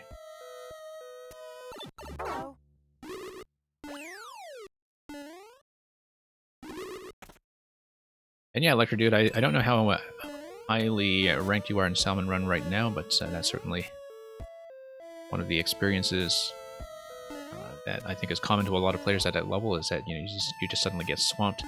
I know back when I was playing Salmon Run a little more actively, that one of the issues was that with the kind of aerial invasion defense events that some people would just, or with the golden hunts, that people just wouldn't really understand what to do or how to coordinate. Like, the game knowledge was a serious problem back then. I would assume that it's less of a serious problem now. Interesting, we can use a blue platform here. That's an interesting illusion in its own right. Comes to the stacking. I would go through that pipe, but I feel like I want to explore. I mean, we can always try to push through it. Nope, nothing there. This is kind of cute. You have a Z-shaped track and absolutely nothing interactive to use that with. Unless, of course, you have a bone shell or something that you can jump out of. Yeah, I guess if you come up here, if you had something like a bone shell, you could, or for that matter, Karubo's shoe or stiletto, you could jump out to the top segment, so we'll just kind of keep that in mind. And yeah, just a little bit of a brain maze. And here's a Y marker. But why? And here is an on-off. Just a moment. I'm just going to poke around here on this side to see what's going on. And yeah, I appreciate that you've the Awesome Lamp found a bit of a home here in terms of liking this style of commentary. I don't think I realized how different it apparently was until people started telling me that it was quite different. Oh, why didn't we... Oh, I see, okay. This just shows us 4YMM, and that's more of a tart. I don't know if it's really a cake as such with these 4 lava bubbles. It's definitely more like a cupcake. If that's what goes on inside Lemmy's head, we will deal with it. Okay, and so that was the second segment. I have to kind of mentally keep track of which segments we have done so far. We've done the 2 doors over here. Sometimes I find with repeatable checkpoints that I do need a little bit of guidance when it comes to just retracing my steps, so I'm not just repeating something, although of course the nice thing about repeatable checkpoints is that you can just take them to death. Okay, here we go. And yeah, I mean, you know, the Awesome Lamp, the way I think about it is that I guess most of the people I do interact with in Mario Maker are other people who like to think about level design and maker tricks. And it kind of makes sense, especially in streaming viewer levels, to think about commentary from a maker's perspective. Now, interestingly, the blaster will push us down to the key door, but we don't yet have the key. The P-switch, however, allows us to grab the key on the left side, so let's just get pushed down here. When we push down here, we'll activate the P-switch. We do need to not hold the jump button until such time as that has been pressed. Oh, I think I actually just need to drop. There we go. We'll have a limited amount of time to grab the key. Oh. That's okay. We grab the coin, and that is enough speed.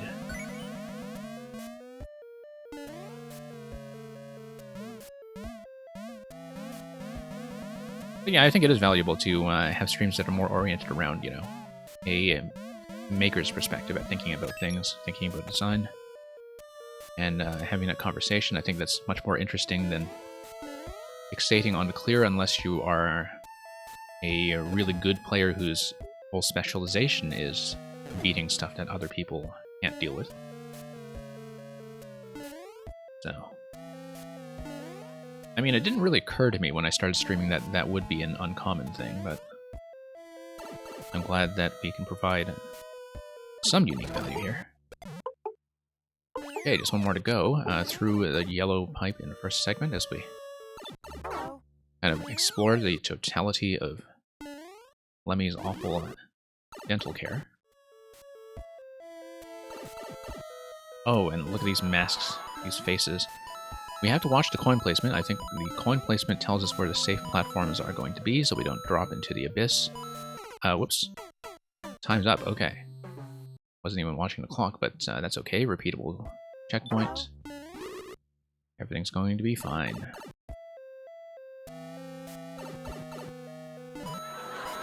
So yeah, I mean, I guess we did find the 4YMM text in the cake just by peeking through the pipe earlier. Didn't really have the opportunity to leave a comment there because that was through a blocked pipe that just pushed me right back out after we saw that tart. Interesting that the spike balls will give us a visual clue as to where there are safe platforms to land on, as will these decorations here. Probably shouldn't have stopped the mole right away so we could see where it was able to stand. Spike ball once again is going to show us a safe location to stand. And yeah, here's another mask. Coins are going to show us where it is safe to stand once again. And yeah, choose wisely. Well, I mean, it depends on the icicle drop. We see one of them drop cleanly and one of them, I think, just crash, right? And crashing will give you access to the right door, but the door on the left, it feels like you can't enter it if you just ride the icicle, I would assume. Like, what if you just rode this and hit up? Oh, I guess there might be spikes on the bottom. Looks like there are spikes on the bottom. I mean, clearly the right side door is the intended solution there. I was just wondering if it was possible to ride the icicle down, hold the up button, and enter the door on the left for some kind of secret, but I think it's clearly the wrong answer. I was kind of wondering about the priority there, if there was something like a spike block underneath, and whether it would kill you first. And I don't think that was a very rigorous test of it just now that you saw from me, simply because I was off center.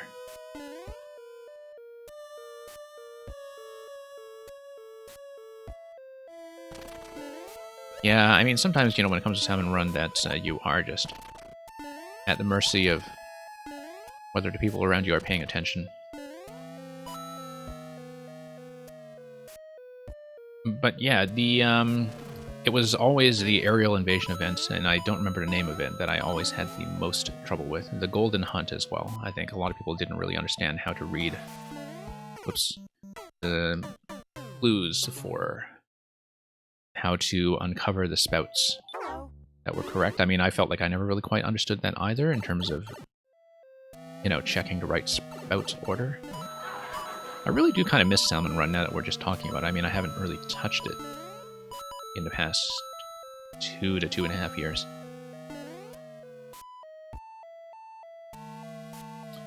Flyfish boss, Flyfish boss. Remind me, which one is the Flyfish boss?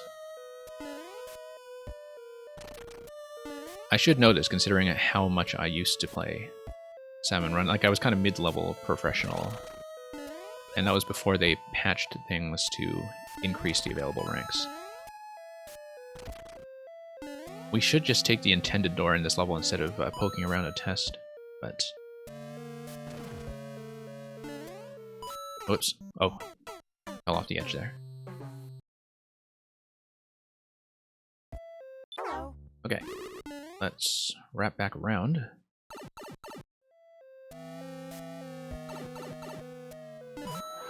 Yeah, definitely tried to go for the donut blocks on the eyes there, but then that's what the invisible block is there to obstruct, because I think it is definitely going to be an instinctual reaction that a lot of players have. Hey, Switch TV, welcome. Twitch TV, welcome to Twitch TV. Thank you for the follow.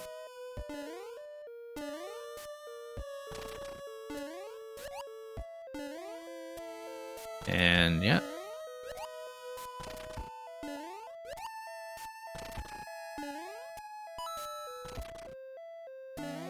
Okay.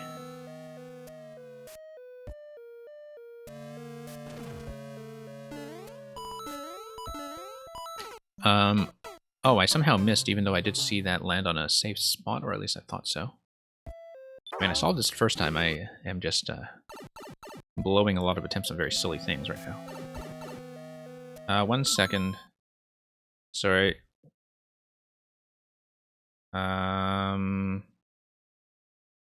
Yeah, it says don't click this link anyway, so if that was attempted spam, I'm afraid it didn't work.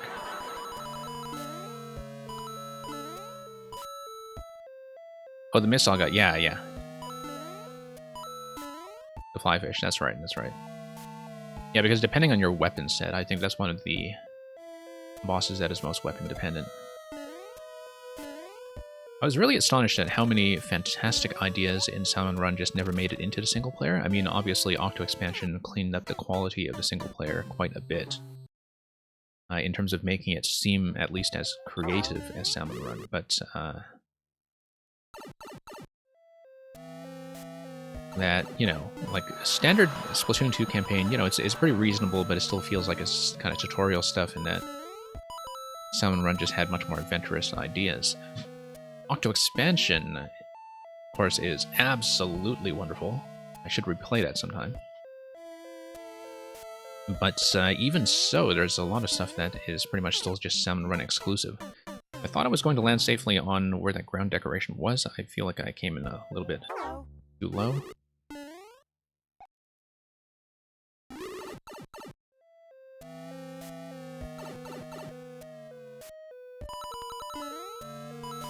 Yeah, and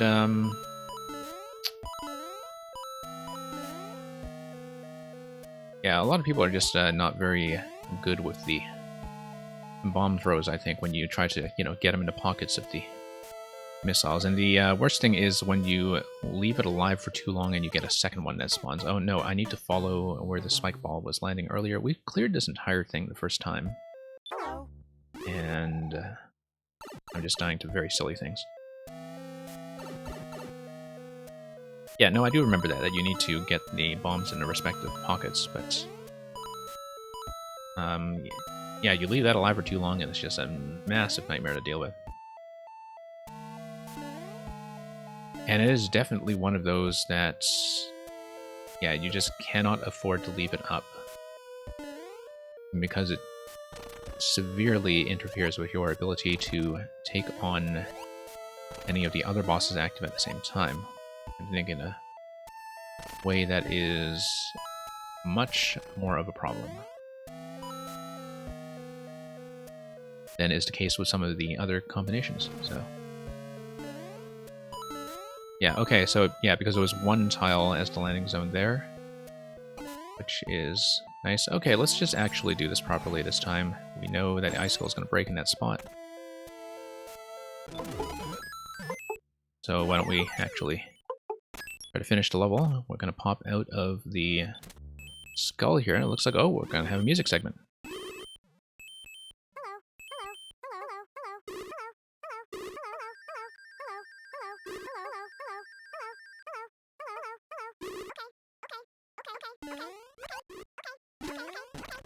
Yeah, just trying to listen to what's going on. We have a bit of a curtain fake out here, of course. Oh, should not have died to that. I actually did need to hit the POWs, not hit the Lemmy. That is a little bit of a fight segment. Oh no, and we got key death, didn't we? No we didn't, because the checkpoint setup is laid out in such a way that you have the key active right away. Right, no, I see how this works now, because it uses the entity trick that is based on picking up that pink coin. That's why the supposed kind of last for safety coin is actually one of the coins you pick up first, because it detects that the coin is reset with the drop from the checkpoint when you have previously collected a key and encountered key death. If you have encountered key death, you respawn at the flag. It's the only interaction that allows you to drop vertically from the flag onto the central coin. That triggers whatever entity manipulation or combined with camera position that allows you to spawn that key. That is actually a very, very neat way of doing a key death prevention. Really, really neat. I think I must have seen that before at some point, but okay, so we'll have a POW cycle, 2 POWs there. I don't quite know how our timing is to be read here in terms of when we... we can just grab that. Okay, so that's going to be a 1 POW hit.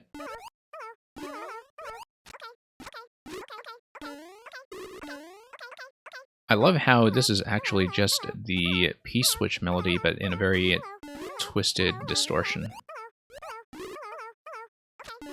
The Lemmy dreams of P-switch activations.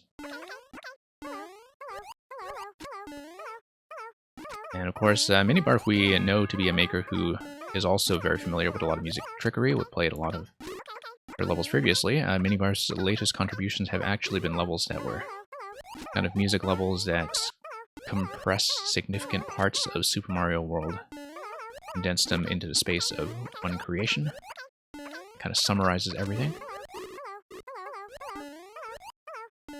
Yeah, the key death mechanism, like, I know the principle of how it works. It is something to do with the kind of entity manipulation from dropping onto that coin, but specifically how to set it up would require, I think, a closer look at the maker's view of that room in terms of where that key was located and how the activation actually went on. So, kind of neat to see how the distorted Lemmy P-switch music flows into the actual P-switch music.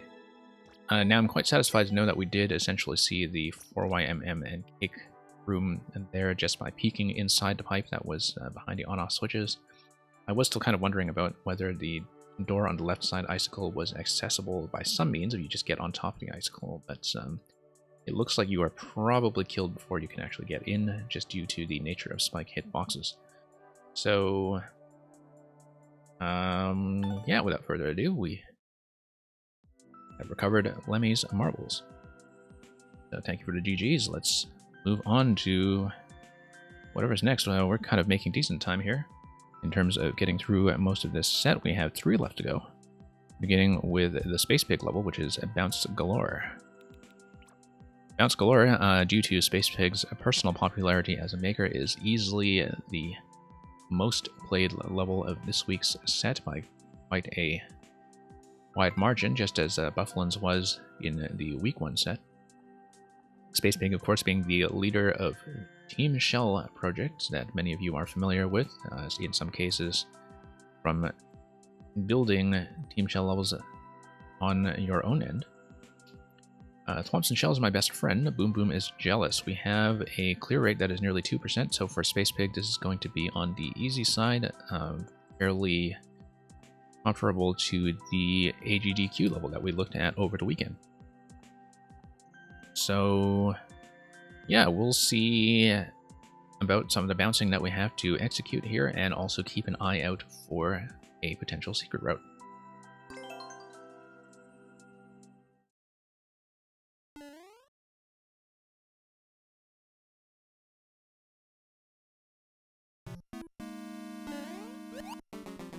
Okay, that's just going to be bounce, bounce, bounce. Whoops. I just failed the bounce there, but as with the AGDQ level, yeah, everything just kind of tuned around full jumps so far. Only needed to repress jump for that. Yeah, everything's going to be tuned around full jumps and also trapping the shell down there in a consistent landing location, so this will honestly probably be not only on the easier side for Space Pig, but maybe on the easier side for a lot of what 4YMM has to offer when it comes to the technical requirement. But now, I have not, of course, played a lot of Space Pig's harder stuff that he is known for, just as a result of not being very well practiced with shell tech. But yeah, very consistent landing zone there. Full jumps all the way. Everything is very consistently timed around that. Even the moving parts here. Just gotta hold down jump the whole time, and yeah, there we go. Checkpoint right away. Alright, looks like it will be bounce off the Buzzy Shell. Thwomp will send the mole over, and then we stop that, and then things will project to the right side, so.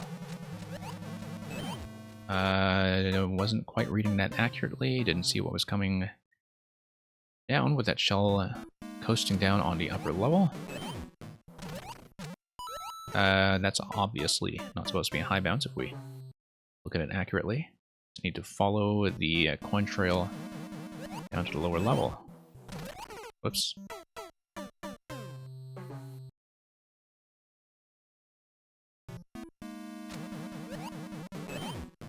Yeah, I guess on Minibar's level just now, it was kind of productive for us to have seen what happens when you die just to see that key death mechanism. The triple arrows, of course, tell you about 3 bounces, 2 shells, and 1 spring.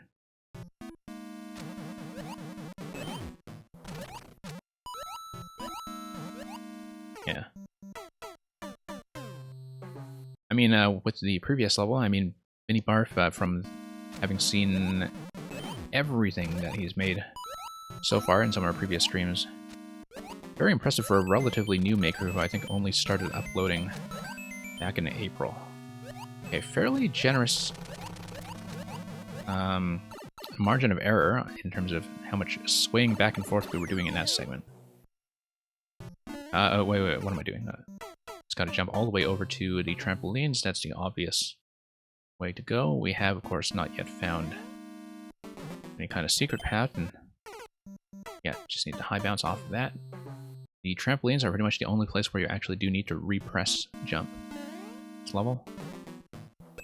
Not much of a requirement to do so otherwise. We need to go left and land a bit more accurately. Pretty easy time getting up to checkpoint 2 so far, though. And yeah, high bounces all around. It's kind of a medium bounce down, but that's just as a result of our positioning.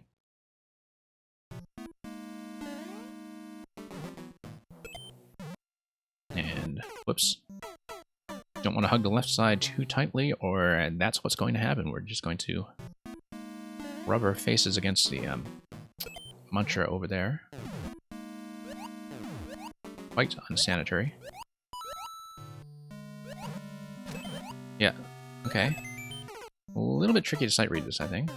We did need to bounce on top of that shell and then into that center segment where the one-way panels will trap it in place. Still keeping our eyes peeled for potential secret location. No, that shell is going to be clipped no matter what. It is not something to bounce on top of, we just need to flip it and go for that center location where the trap will take place.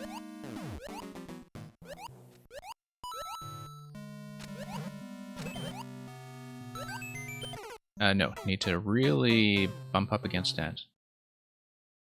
Bouncy, bouncy, yeah, I mean, that's pretty much exactly what's going on here. No question about that.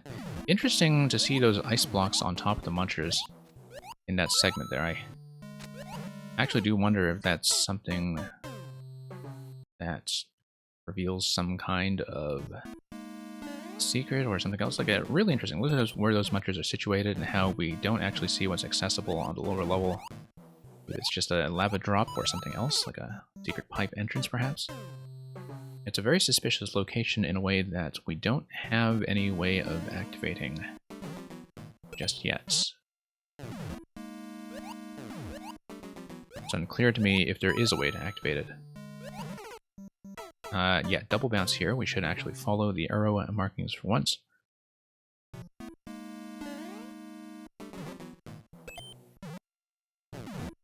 Kind of interesting to see a bounce level like this that has a, I think, very clean look when it comes to indications. I know that's partly sort of because of Kavik's editorial intervention, I think, in terms of being somebody who dislikes things like the Z and C indicators as much as I do. Obviously, there are many levels where they are necessary in order for things to work, but this provides a picture of how you can get by without them.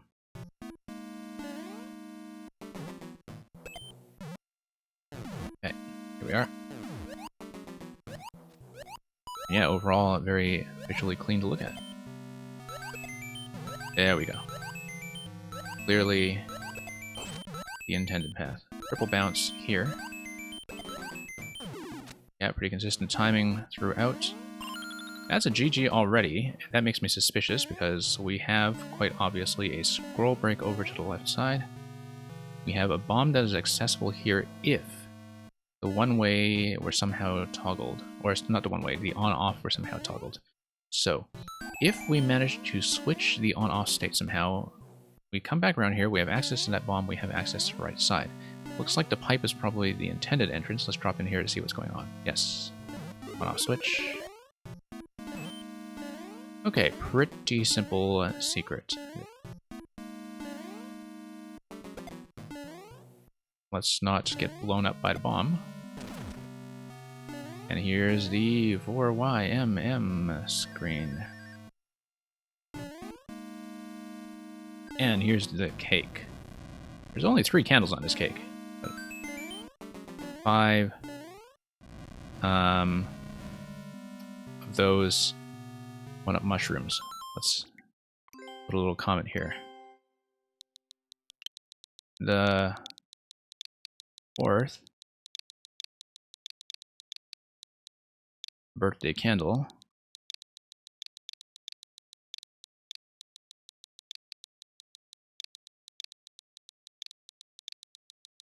I wonder if I have room for this message is the friends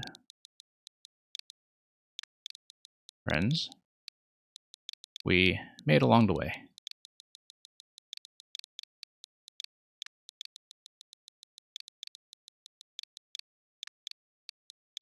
Cannot type with the controller at all. Kind of wish I was able to stream in such a fashion that still gave me touchscreen access with the Switch. That's something that we had with the Wii U that did not make a comeback. And there's quite a lot about the Wii U's feature set that I wish would make a comeback.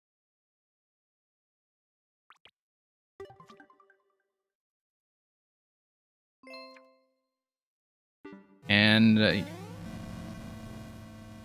yeah, what you were saying about the timer with the spring, the awesome lamp, I'm just thinking back to the segment you would have been talking about. Have to kind of dial my memory back a couple spots in the level, of course. But I think I know what you mean. Okay, here's the axe right here. Here's a star. You got a star.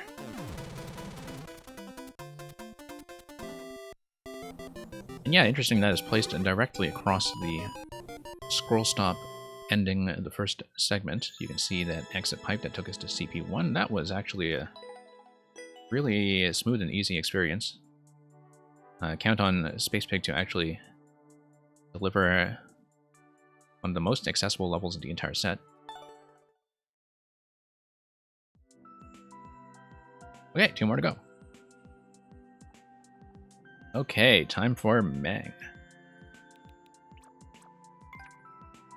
Mang levels are their own experience, and ones that often have their own original sense of momentum mechanics in terms of propelling the player in some ways that are often quite unexpected. We'll see what the mechanic is this time around in Super Bumper Jumper. You're in love with Mr. Bumper, but he rejects you and throws you away. And that's actually a short, briefly truncated version of what it says on the website, which is not only you try to get close to Mr. Bumper, but he rejects you and throws you away, but that you're a sad jumper now. So we'll see how sad a jumper we could possibly be as we approach this 2% clear rate. By Meng, who quite notoriously is just Meng.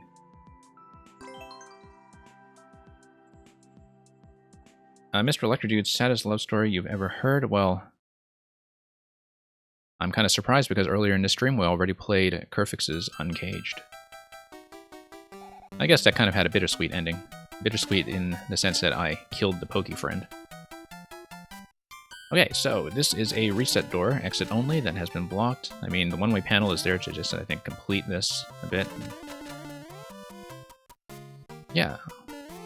So, Thwomp is going to push everything up at us. Interesting.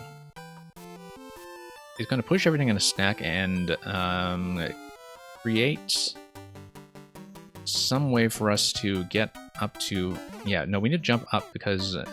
if we get up onto the higher platform, the trampoline is going to push us into the bumper. The fact that it pushes us into the bumper is going to give us some kind of launch. I think if we hold down the jump button. Oh yeah, look at that. Very satisfying. Probably should have corrected that and done a double bounce. Also, I think one of the more reliably functional mag mechanisms I've seen. Not all of the levels are quite so kind.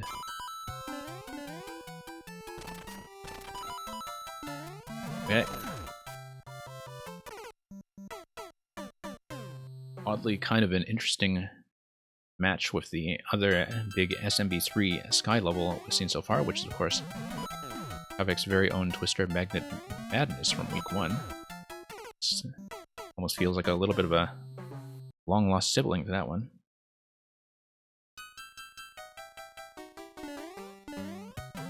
But yeah, I've played a number of Mang levels. This is a high clear rate for the kind of experiences that she tends to deliver. A lot of them are sub 1% simply because they depend on mechanics that are actually very difficult to pull off from an execution standpoint. And might be a little more timing dependent when it comes to the way you get knocked around by bouncy stuff. But yeah, this one, it's fairly simple. You just hold down and jump as you get pushed into the bumper, and everything just kind of plays itself. Works almost like a DKC barrel cannon. In fact, I think I had seen a similar setup before in terms of the trampoline bumper interaction. Might even have been one of Minibar's levels now that I think about it. Whoops. Yeah, in terms of using this particular launch setup to simulate a DKC a barrel cannon, which you can see what that likeness would be. Ducking under the piranhas, that's kind of interesting because that's another way in which this is sort of like the Kavik Twister level. Hey, we didn't really check what is going on in this open spot here that has a very obviously placed key. That's interesting. I feel like I missed some kind of optional route down here that would get us to the upper level. So why don't we just start at this checkpoint again, just to see if there was some kind of access point. Whoops. If there isn't an access point, that's okay. Maybe it will come later in the level with some kind of loop back from the segment after the pipe entry. Whoops. Not paying attention. Might also be that the secret path is something that we would have to grab from the start. But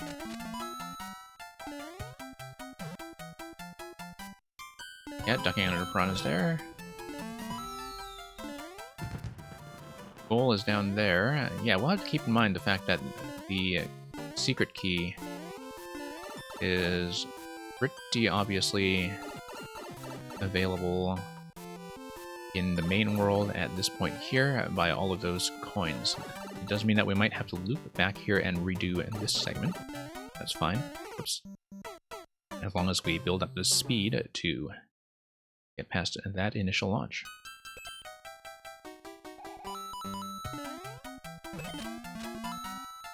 Really neat level.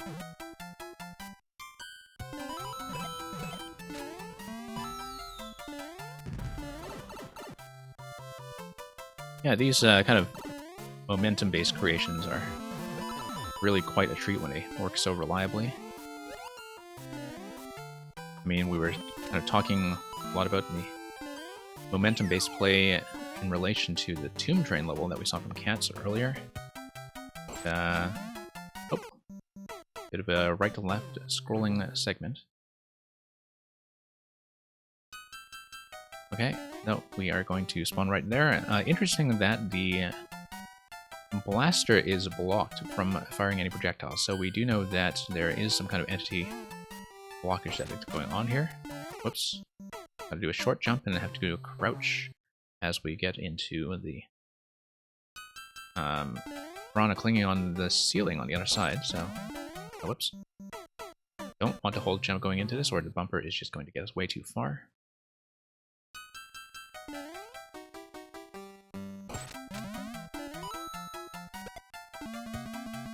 Now, this is going to build up quite a bit. Oh, interesting. You have a bit of a pit down here. Look at this. Oh, I think that might just be a reset door, though. That's not actually a secret path, but it was worth checking. And yeah, we have to wrap around. Obviously, we don't have access to anything like a wall jump in SMB3. We just need to go right, left. Yeah, look at that. Just a very snappy wraparound. That's a very neat little variation of the mechanic that we have been shown so far. I think definitely a bit of a highlight moment of this level. And then just have to do an accurate vine cling. Duck underneath. And yeah, we get bounced up once again and just have a demonstration of our very poor reaction time.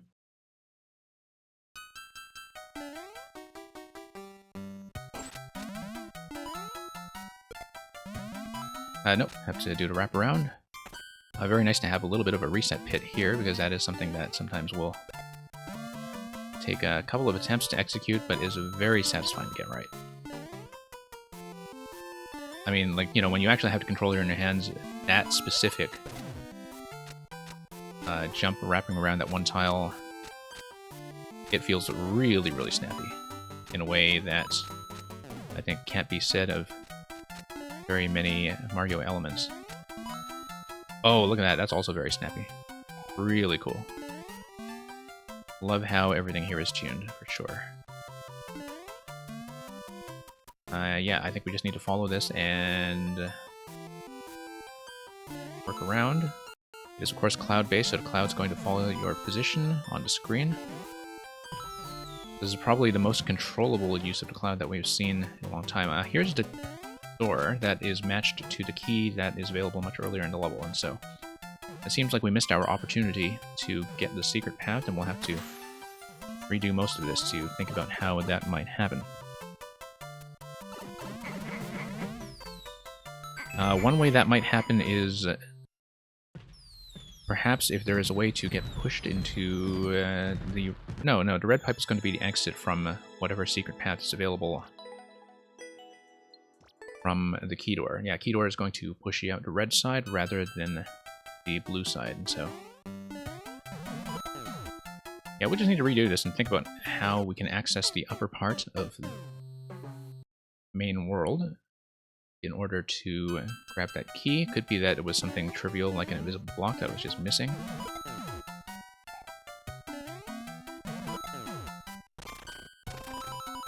But we'll see.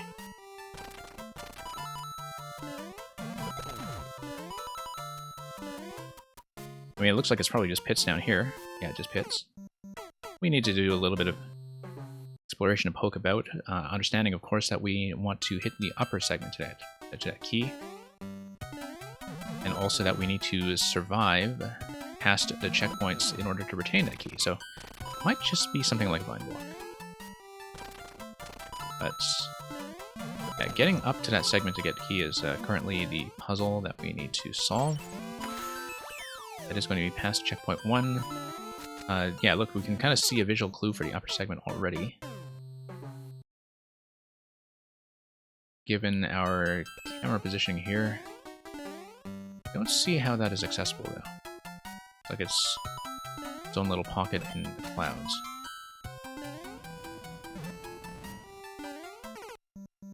Yeah, I'm dying to this stuff partly because I am just kind of visually inspecting this level closely to see if there's something about the key access.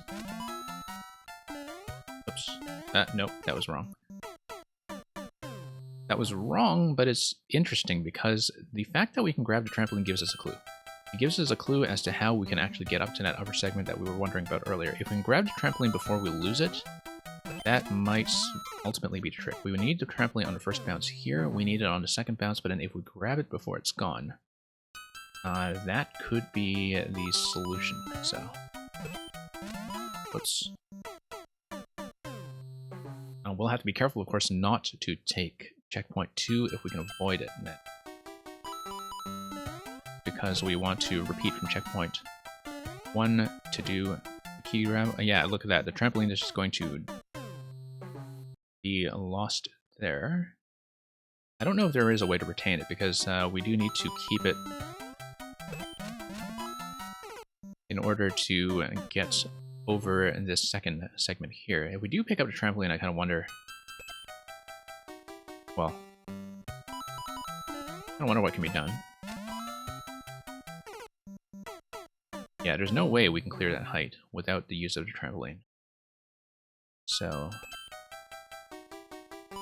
really have to think about that. Could be that I'm thinking about this totally the wrong way.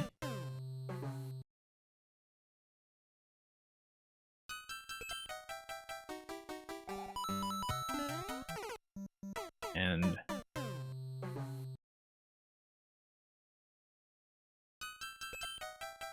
yeah, let's,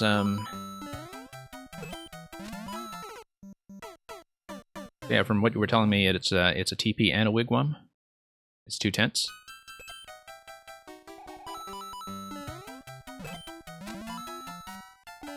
And, okay, here we go. Move over. Over. What is this all about? How do we get up the upper level? Might be something that is dependent on the on-off positioning. It might be something that is dependent on retaining a trampoline. Let's see if there is some way that we can go back there with an object that is usable. So, for example, oh, no.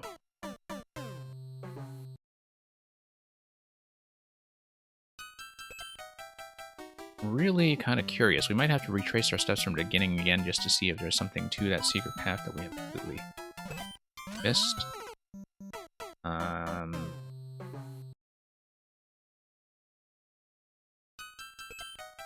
I really feel like somehow preserving a trampoline feels like it should be part of the solution. If there was perhaps a way to preserve a trampoline from earlier in the level.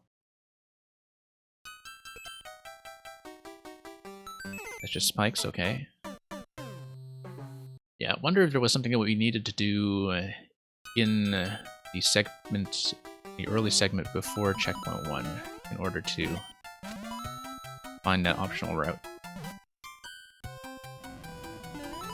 I missed the trampoline once again. Well, I mean, we do know that coming through the pipe is going to reveal all that in the camera. That doesn't help us, though. I mean, it gives us the visual clue, but it doesn't actually tell us how we're going to get up there. I don't think we're supposed to get up through here anyway. I think there is going to be some kind of secret path that is left to right up above, and which should perhaps encourage us to start all the way over.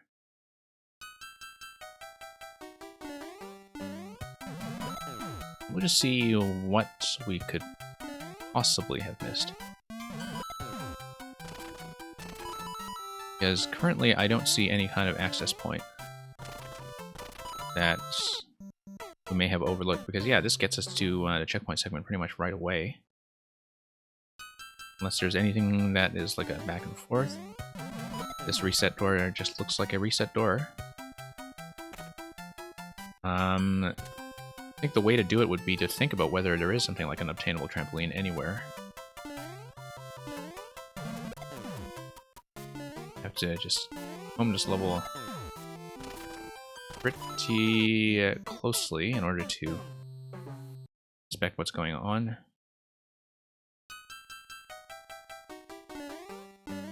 So yeah, don't really see what the route is going to be at this point. It seems decently well hidden.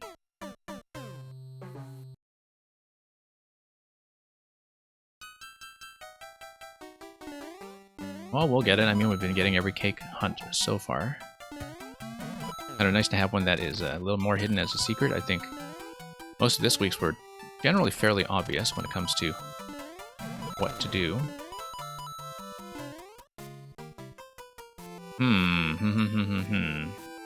Well, I mean, here's the... On the top part of the curve, I think there are vines that are grabbable. We're going to do that. I see it just barely out of view. That's where it is. Yeah. That's absolutely how to do it. Absolutely how to do it. Okay, no, I see it. We just need to get back there, and then we need to preserve the key accurately all the way to the end.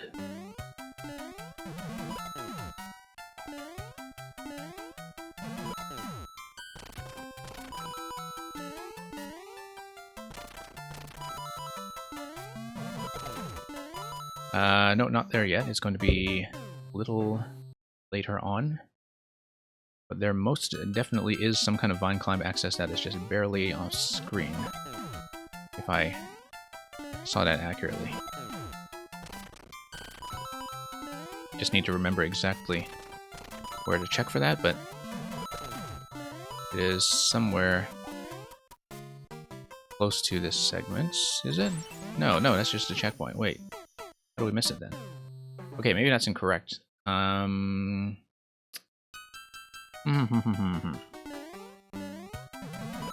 I saw some kind of access or some kind of disguised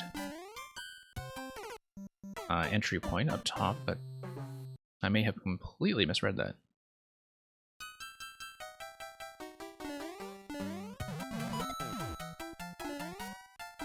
Whoops.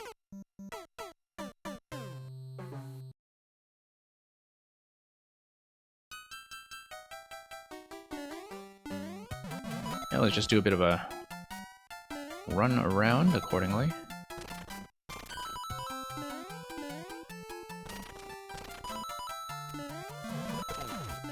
And yeah, okay, so we see both 1-ups there. We see, of course, that with good timing, we actually can grab both 1-ups up the diagonal. You know what? Look at how the blasters don't fire. I wonder if there is something entity-oriented that allows the blasters to release something critical that allows us to traverse further in this level. If, for example, we manage to grab both of the 1-up mushrooms, I mean, that's on the item limit, though. I don't think it'll do anything for us. But there's a blaster there for a reason, and it should be able to, perhaps, fire something if we interact with all this in such a way that it fires, so... Oh, and, yeah, I guess you're looking at the Goldie Hunt that I was busy complaining about earlier.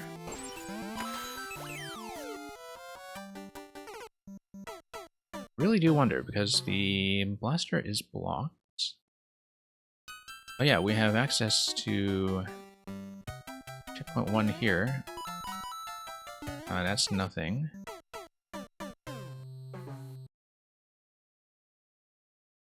The only other thing I can think of checking is the change in the on-off state, which I think mostly just affects the conveyor belt at the end. I think that's all it's doing, is that you have a conveyor powered on-off. Oh, I see. No, we were stopping too early before checkpoint 1. I do think that the segment I was looking at is just after.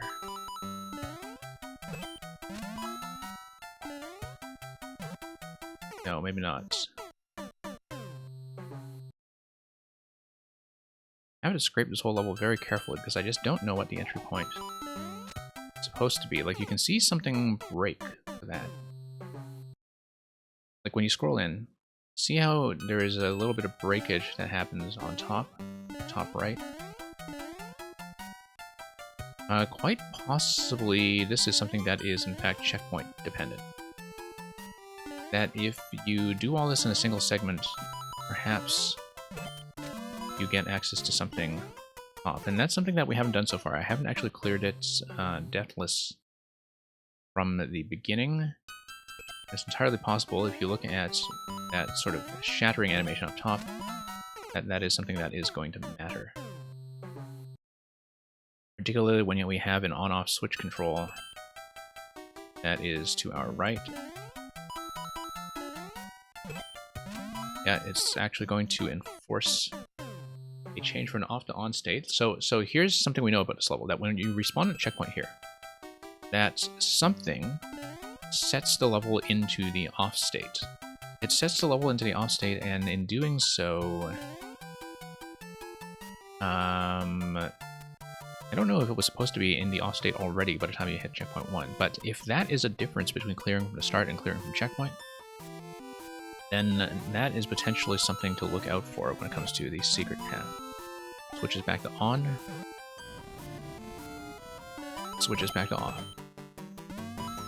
Of course, all of that is going to be set in stone just to get things to operate properly. But if, for example, there was something up top that is supposed to roll its way down here, as I think it was a spike ball broken earlier, and roll its way down here in such a way that spawns a vine, that could be the solution. So why don't we try starting over and clearing without respawning from a checkpoint and see if I'm correct in my intuition that it should drop a vine for us.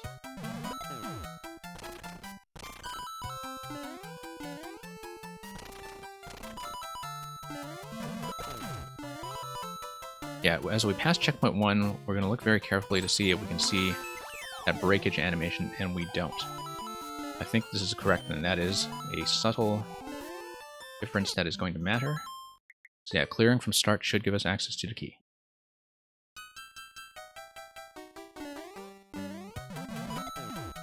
And so we'll just do that. Okay.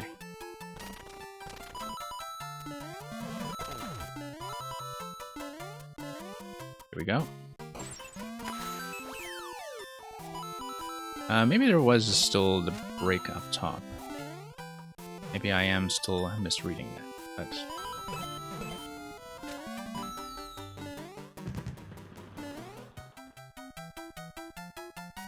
Okay. Curious.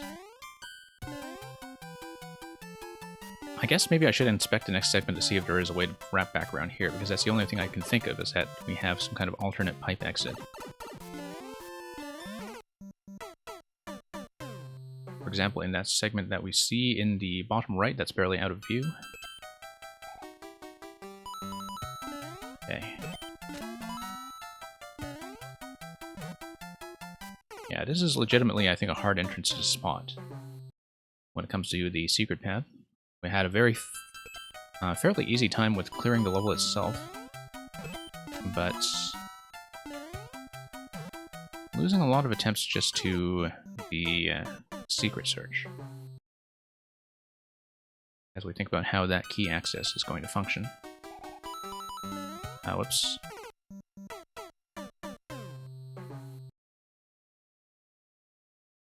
So yeah, just need to loop back around, and yeah, that time, okay, no, maybe there is no difference between clearing from start and clearing from CV1 then, as I was supposing. I was thinking it might have something to do with the on-off state control. When you come up here, you can definitely hear something going on, like some kind of activation.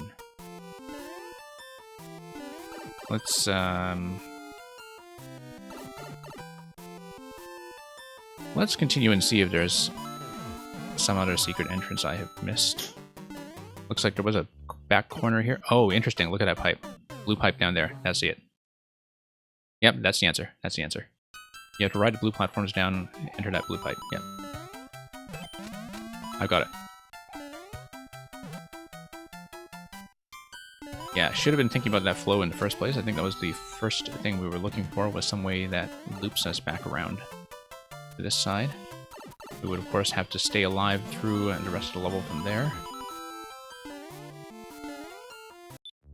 Yeah, no, we actually just need to stay on the platform on the right edge and ride it down.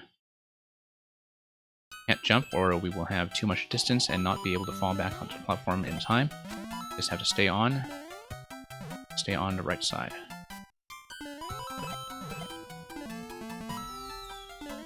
And then we have to not reset from checkpoint 2.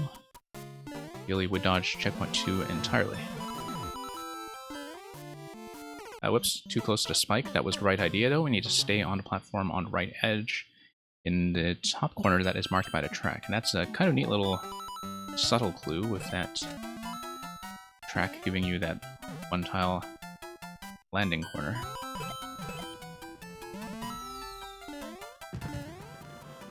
Okay, so we have found the path at last. It's a matter of execution at this point. And that will bring us back to the key spot here.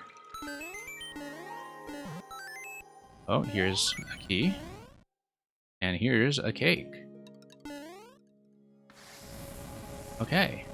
That's kind of interesting because there is another key that is available in this level, isn't there? So why don't we leave a bit of a comment here. Cake is cake.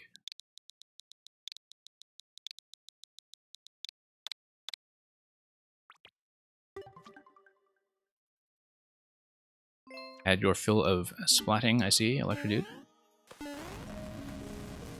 Okay, we'll go through this key door here, and it looks like we have to retain the other key all the way to the end. Yeah, we do need to keep this now. Might have to leave another comment at the end as proof of having done so. Okay, I guess we'll have to do that wraparound once again if we want to see what's on the back end of the final key door. So we'll do that. We'll do that. Not enough just to get the cake bonus. We do want to see the true ending as well.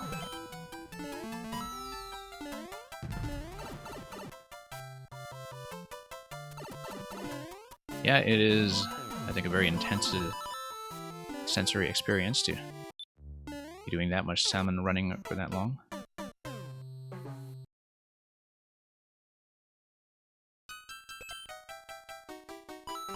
Okay.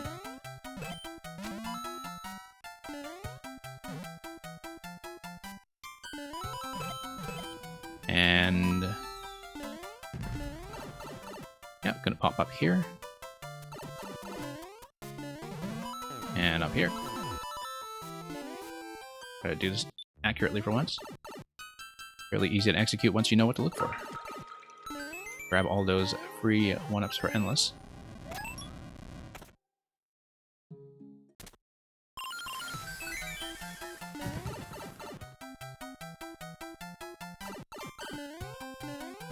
And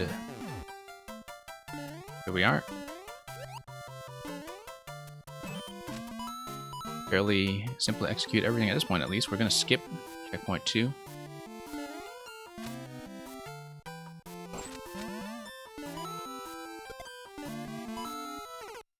Okay, I guess we have to redo that. First time I've actually landed on that specific spike, we didn't have too much trouble with that. Very fancy wraparound on previous attempts.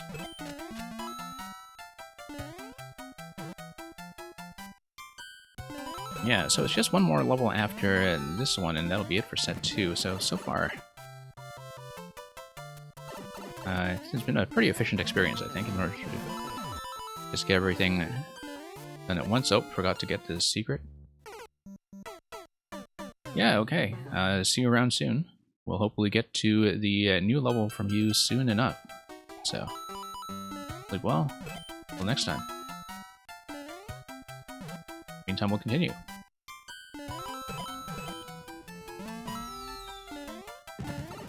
And up we go.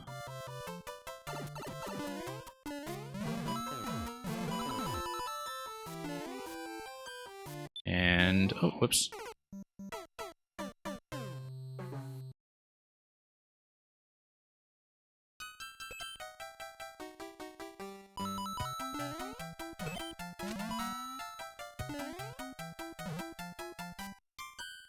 Okay. Yeah, just going to complete the entirety of the key path at this point. Didn't take too long. Just a lot of the simple mistakes that we can fall victim to along the way, like that.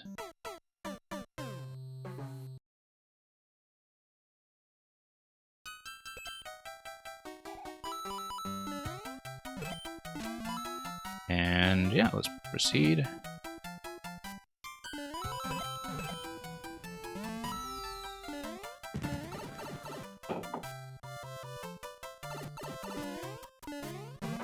Okay, here we go. No, forgot the secret exit.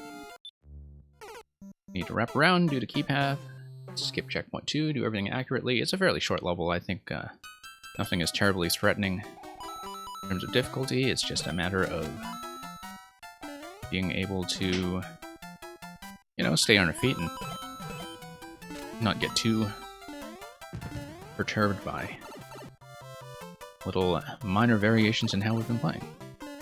Oops.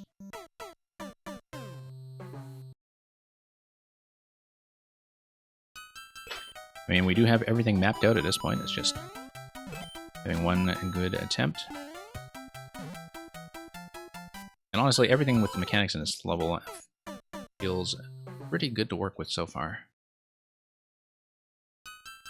That everything, even with the bounce interactions, is definitely our fault when it comes to reading what's going on.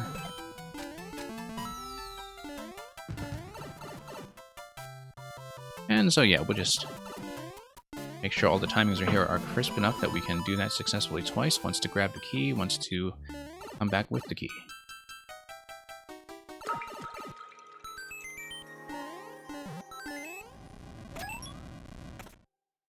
And yep, yeah, grab the secondary key that we have to preserve all the way to the end of the level in one very clean attempt.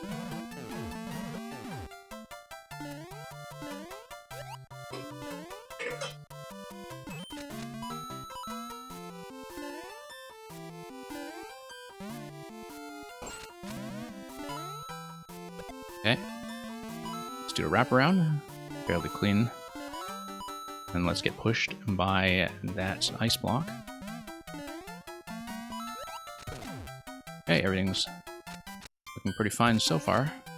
Need to not get smushed by that puncher or that thwomp or that cloud.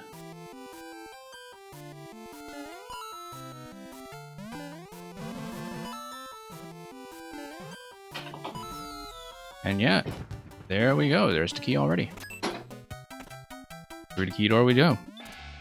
Terminator not doing viewer levels at the moment. We are on the second last level of this segment. I will likely be doing viewer levels in a separate segment, so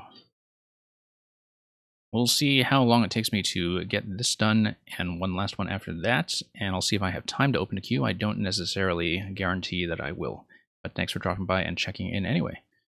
So, yeah, let's see what's going on with this bumper interaction.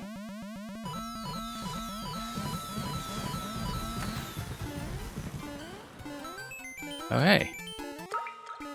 And here's Boom Boom in classic Mang style, and here's Boom Boom's special cake.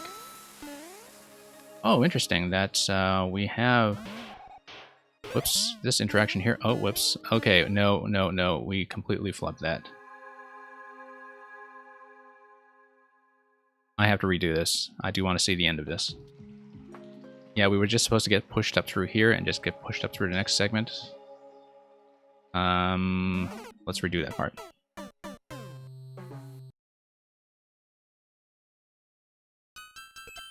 Okay, no, I mean, we actually got the secret room. I just wanted to see the whole thing and probably leave my second comment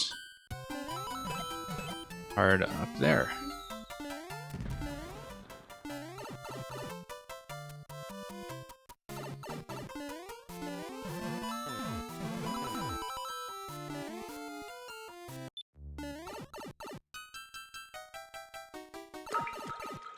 So yeah, let's actually do this once more. Pretty simple path back to the true ending.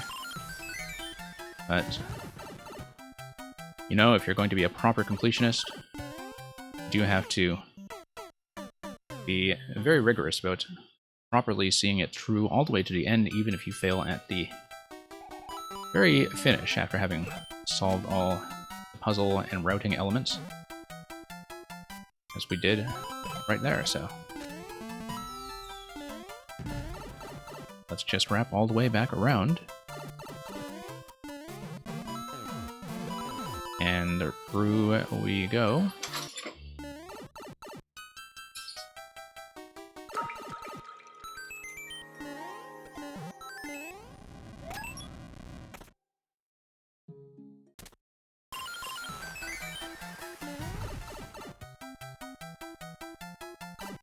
Okay.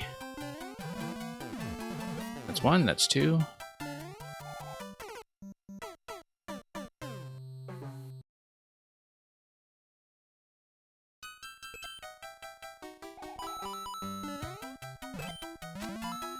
And yep, get this pushed.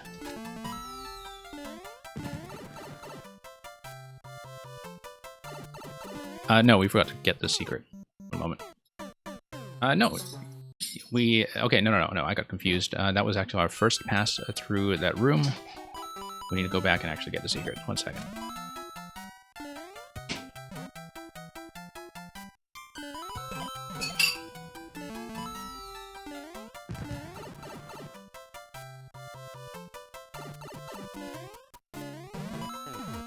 Okay.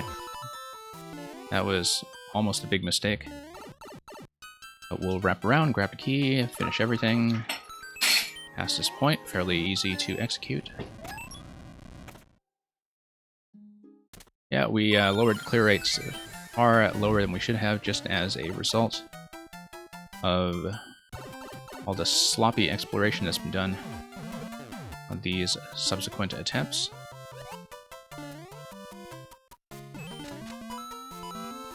Skip that checkpoint. Do appreciate that that checkpoint is, in fact, skippable.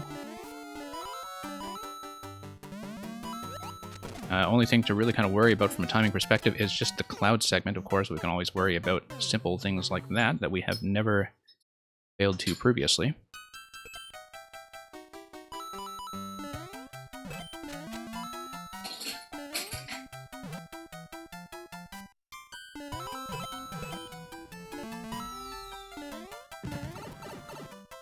And okay, let's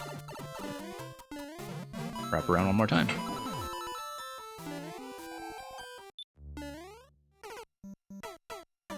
It is a very satisfying central mechanic to play with. I mean, that's mainly the reason why we've been perfectly content to wrap around the structure of this level so many times. Really get a handle on it.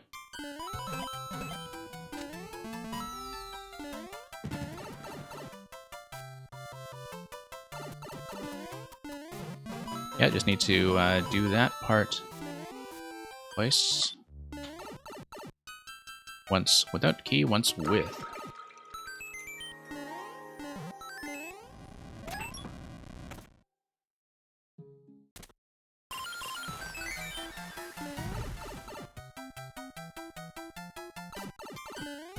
Okay, let's not choke to any of the stuff that we've ever had trouble with before.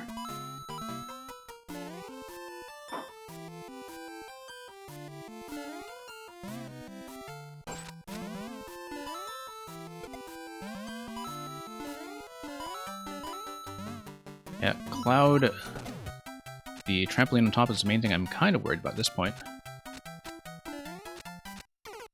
Of course, should maybe fix our timing at stuff like that had never killed us previously. This is going to be an absolutely dreadful clear time by the time we get to the end of it.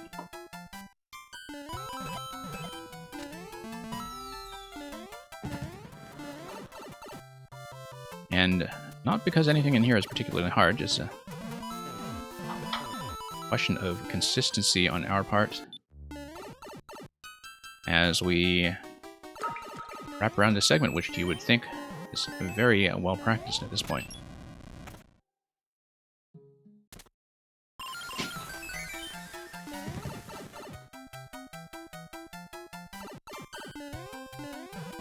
Okay.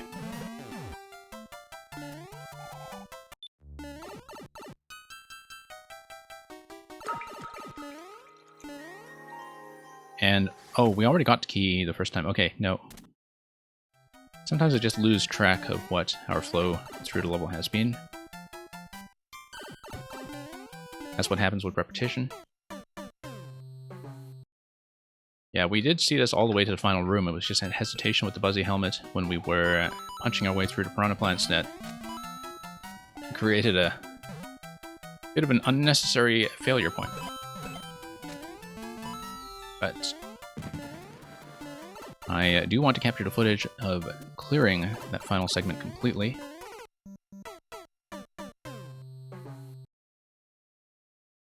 And we'll get it, I'm sure. It'll be this, it'll be one last level. And then, yeah, that'll be pretty much the extent of this feature today.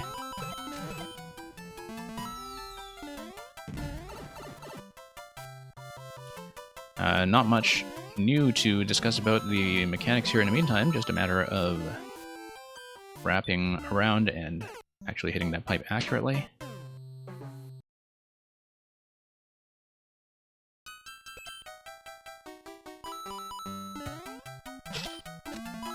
Actually kind of amazing how many attempts were burning on this, given that the level was never really that tricky to begin with. This was probably already asked, but which was my favorite course from week 2? That actually has not been asked. I have not played all 8. This is the 7th one I've played. And reflecting on what I've seen so far, I think the standout this week is probably Uncaged, the Dry Bones level. And part of that is because, I mean, you know, you have the very entertaining cutscenes for which it's already notorious, but also I think a very fascinating and unique boss setup that I have not seen before. Like a bit of a story boss with the enemies throwing everything it's got at you. Like that was a kind of nice little story sequence that we saw develop, and which was also engaging to play with, and so if I were to pick favorites, I think that one is definitely the standout we've seen so far. This one is excellent. This one by Meng is one of my favorites that I've ever seen out of Meng. Oh my goodness, we already had the key. I just kind of had a brain fart in that moment. Hey, Esberger. Hello to you as well.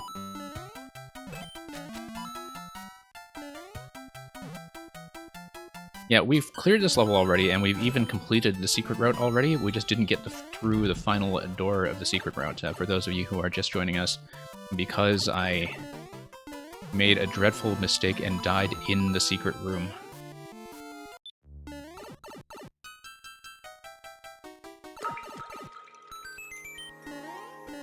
You were banned from Twitch permanently. Well, so sorry to hear that. Dr. Disrespect, is that you?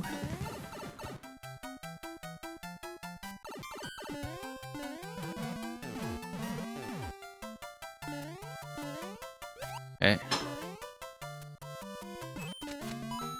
Always love to see what people come up with those sort of quasi-emote text. Don't see nearly enough creativity with that, I think, given how much potential there is. Okay, let's not die to this time. That would be really unforgivably silly. Okay, last little challenge after we get past the swamp is going to be the cloud platform here. We already have a pattern worked out. It's just a matter of landing on the cloud accurately on the other side. Oh, no, no, no, no, no. Okay, that was nearly a fiasco. Okay, at last, we are back. Let's see the cutscene. Hit every block. 4YMM text. So this is kind of interesting in that the red pipe, I'm pretty sure, is what leads us to the goal. We have Boom Boom's little secret cavern here, and another locked door. That's really interesting, that there is even more progression to be had if we get through the piranha plants and come down up top and loop around, so... we're not done.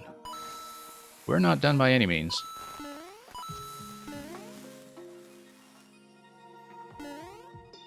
Unfortunately, I've already kind of burnt one of my available comments. Okay, I guess dropping the Muncher kills Boom Boom. and gives us access to the key door. Now, what is the key door all about? Because we know that the red pipe is what leads us down.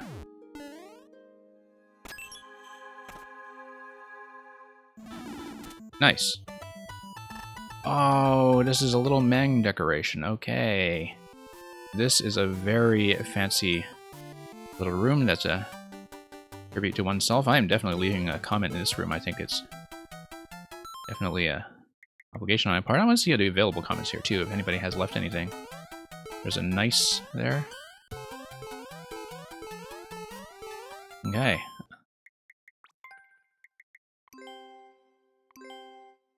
And what shall we say? I already said cake is cake on the first cake level. And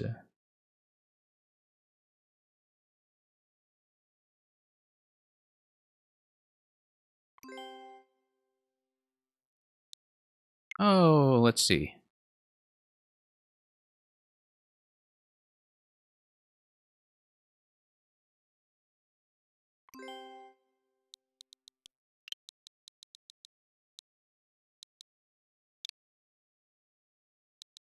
Mang demonstrates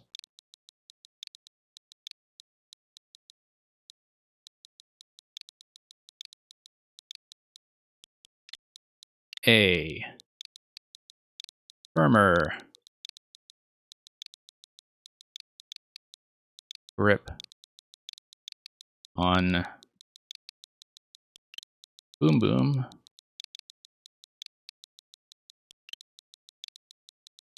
This was well worth all the attempts we put in. Then, whoops. On reality.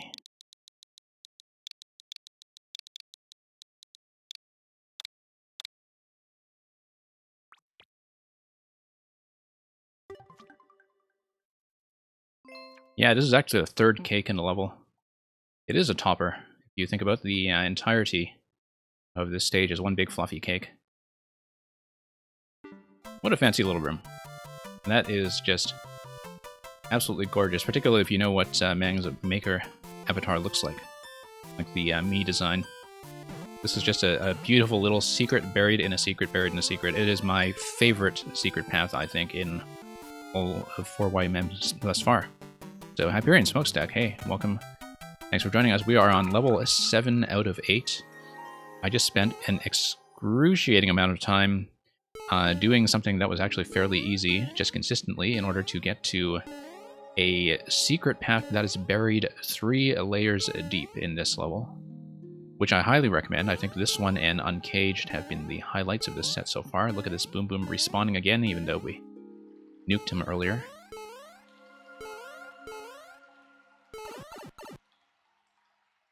Yeah, we finished this level a while ago. This just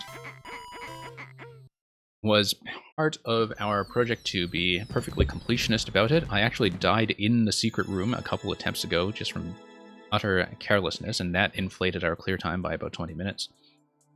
But in the end, I think we had an excellent experience lowering the clear rate on Super Bumper Jumper and seeing the secret rooms all the way to the end. And so it was amazing secret path in a level with a very, very interesting mechanic. And you finished Super Metroid. Well, congratulations.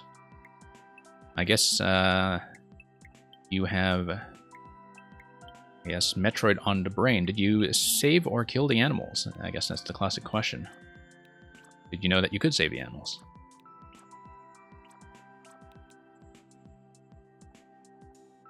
Okay, anyway, in the meantime, as I wait for you to discuss your experience with completing Super Metroid, congratulations. Let me know what your percentage, your time was like, if you would care to reveal. We're going to look at the final level of this week's set, which is Battling the Brutalings by Cardboard. I understand that this is a Super Mario Odyssey music level. Hey, Hey, about 7 hours and 60%. For something that is your first attempt, 7 hours is an extremely good time, I think. I mean, I tend to be much slower and much more exploratory. Usually on kind of a casual run, I end up with about, 80 to 90%, but significantly greater time just from a lot of backtracking. You were honestly expecting a lot less than 60%? Well, I mean, the missile tanks go a long way, and most of it, when you add it up, really is missile tanks. I've actually never done it to 100%. I really do want to learn a good 100% path someday in that game, but I find that every time I go back to it, it is such a pleasure to just kind of play it as a standard player again, despite the intense interest in the speedrunning scene surrounding that game. That it is just, I think, a great pleasure to sink into it, from kind of a casual exploratory perspective and just find your own path and dig into the world again and really just poke around with that. I plan to do that with Hollow Knight again eventually, if I ever find a time, because Hollow Knight I've only ever done the first exploratory run, and I think that only went as far as about 90%. Because I was a few of the... I don't remember what the currency is called, but a few of the currency tokens short of the 1800 that was necessary for the White Palace. And yeah, don't know how much else of Metroid you'd played. You said you played Prime and Metroid 1, but if you ever get access to the GBA games, both of them are recommended for different reasons. Fusion is kind of on the linear side, but has some pretty incredible set pieces.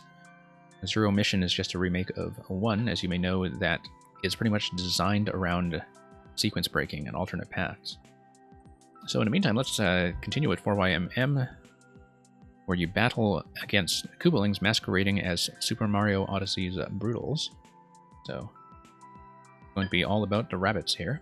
And the lengthy description on the website says, dodge spells, fire and enemies in 2 intense boss battles against Koopalings masquerading as the Broodals. Try to grab the bonus pink coins too if you're looking for an extra challenge. Features custom music from Super Mario Odyssey, so we'll listen to what that Odyssey track is like. And yeah. The Wii U actually worked very well as a kind of Game Boy Ultra, so to speak, in that you would have, this massive handheld of the Wii U controller, as well as a Game Boy Advance Virtual Console library. And then if you played on that screen with those controls, which you can always remap, it was just an amazing experience. So let's take a look at this. This is going to be about 2%. It'll be interesting to see if the Broodals stick around long term as a Koopaling substitute in the series, particularly if Odyssey gets worked into something like Maker 3. Oh, whoops, that was a little bit too slow. If we read that quickly during the segment that is setting up the music track on the top layer, we would be able to grab that quickly.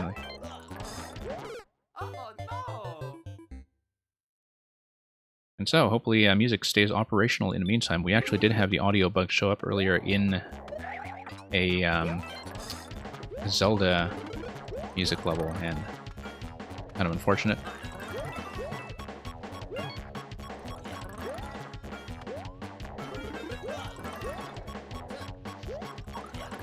This is, I think, actually underrated bit of music from Odyssey. Hadn't often seen the brutal boss music receive much attention. Of course, Odyssey just has an incredible soundtrack in general, with tons of material to mine. But yeah, it would be absolutely fascinating if we ever had an Odyssey theme built into a future Mario Maker to see how the various brutal fights would be implemented. With all their hat throws, and with that one that has the pet golden chain chomp. Really enjoyed a lot of the fights in the Dark Side boss rush sequence as well in that game. Okay, we'll just go under. And Ludwig is kind of coasting around in a lower level. pretty easy to dodge so far, though. Okay, here is boss room number 1. It looks like we're going to have Ludwig just kind of run around on that side, fire some projectiles. We will preserve that mushroom that is on the right side in case we need it as replenishment.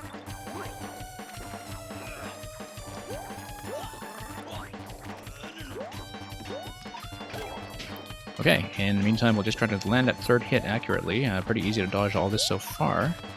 It's just that the Koopalings tend to have this extremely long shell pattern.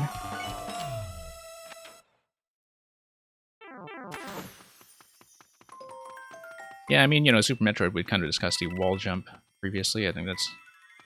And it's true that the itemization is something that, you know, in terms of the item toggling, is something that feels like it would be configured differently nowadays. Okay, we're going to grab the moon. I don't know... Oh, you know, the moon is just to simulate the fact that in Mario Odyssey you grab the moon. That's all it's doing for us. We had before YMM text, but it seems like the actual secret room, like the cake, is going to be something that's a reward for all coins.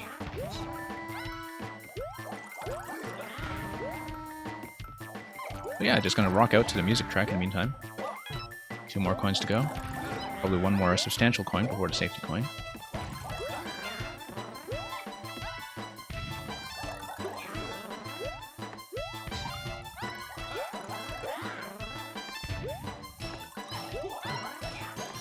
Okay. Lots to dodge, but I think we can manage it. Some pretty close shaves.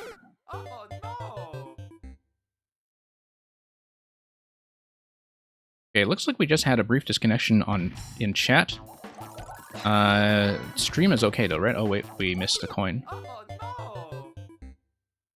Yeah, it seems like my chat blinked out for a moment.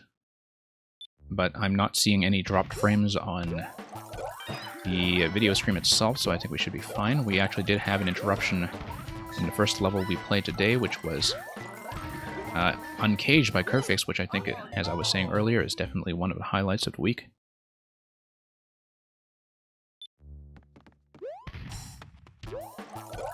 But yeah, I mean, you know, this whole set is worth playing. If you do want to explore it partially, though, I would say that Curfix's and Meng's levels are the absolute best place.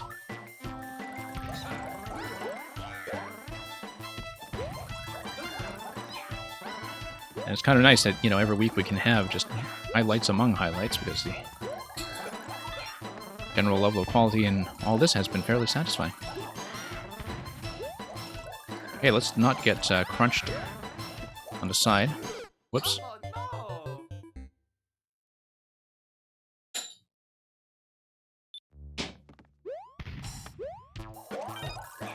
Yeah, I don't recall what you may have said about how much progress you had in Mario Odyssey, in terms of having seen, perhaps, some of the later variants of the Brutaling, or brutal, boss fights. But, yeah, some really interesting stuff going on with the late versions of those fights. When they start bringing out their full arsenal, have fights that have a couple of Hammer brothers running support for them as well. Okay, looks like this is going to be a fairly simple back and forth on-off switching segment. I think it will be tricky to avoid grabbing the second mushroom and conserving it, but that's okay. We'll just need to be careful in the whole dodging segment here. Love how the music is layered overall here. I think it's working out quite successfully. Okay, let's not die here. Let's grab that mushroom first, just as a safety buffer. And yeah, 1 more on-off bump should be enough to nuke all of those guys and take out all of the projectiles at the same time. We have a key, but we also have 1 pink coin remaining for, presumably, the secret room. So here's a Yatta, which I associate very specifically with the one Japanese video where somebody had a first clear on the Panga level that was kind of the first legendary hard level of Mario Maker 1, Panga's P-Break. Interesting that we had the moon sound effect, like the You Got a Moon sound effect, as the music track in the moon room. And yeah, let's take a look at what's through here. Looks like it'll just be taking us over to the other side where we can enter the pipe for what is presumably going to be the cake room. Hey, let's take one more look at that since we won't have the opportunity to leave a comment card. And yeah, yatta. Okay, so let's just wrap that one up. And yeah, Mr. Lacer, the Tomb Train I thought was very good. I thought it was maybe a bit of a difficulty spike in the momentum mechanics of Tomb Train to go from the 8 wide blocks down to the 2 wide platforms, but the thing is, as far as train levels go, I think that was quite unique in terms of being spacious in a way that did not depend on having tracks drive the entire layout, and so had a very different look and feel and also speed.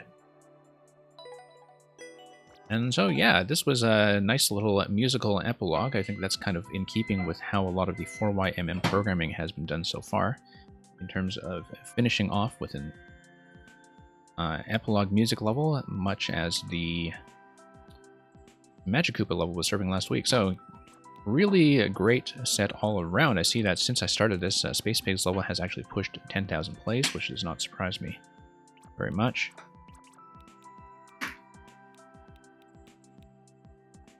And yeah, this is, I think, all the time that I will have for this segment.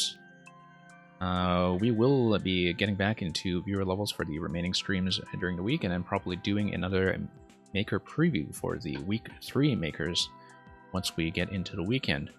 I'm going to see, as I was telling people who were here earlier in session, how I'm still going to fit in viewer levels in the schedule once Paper Mario comes out at the end of next week, because things are going to be packed fairly tight. But I do still plan to get through the viewer queue, particularly because people do have new versions of things to show me.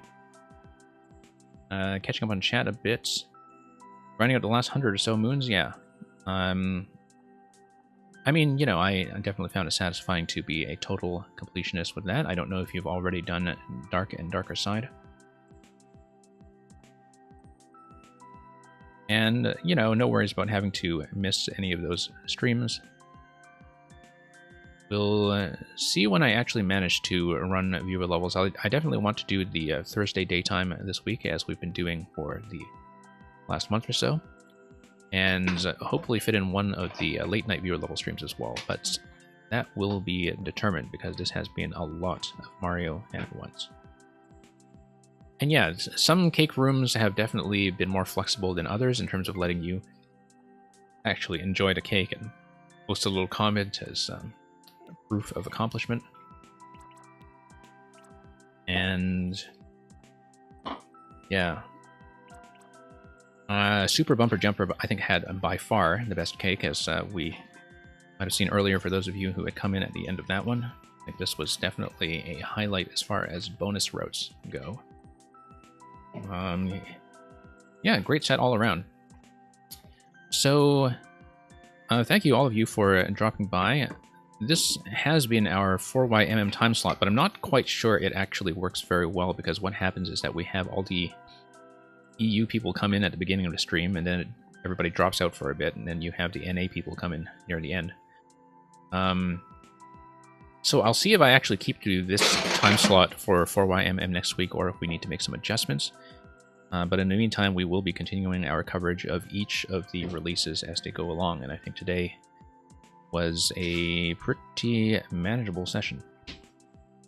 So thank you once again all for dropping by. We'll be back to viewer levels for the remainder of this week's Mario Maker streams for sure. In the meantime, thanks for watching. Let me scan around and see if there is anybody I can send you off to with a raid. That'll be all from me. A good afternoon, or a good night if you are based in the EU instead.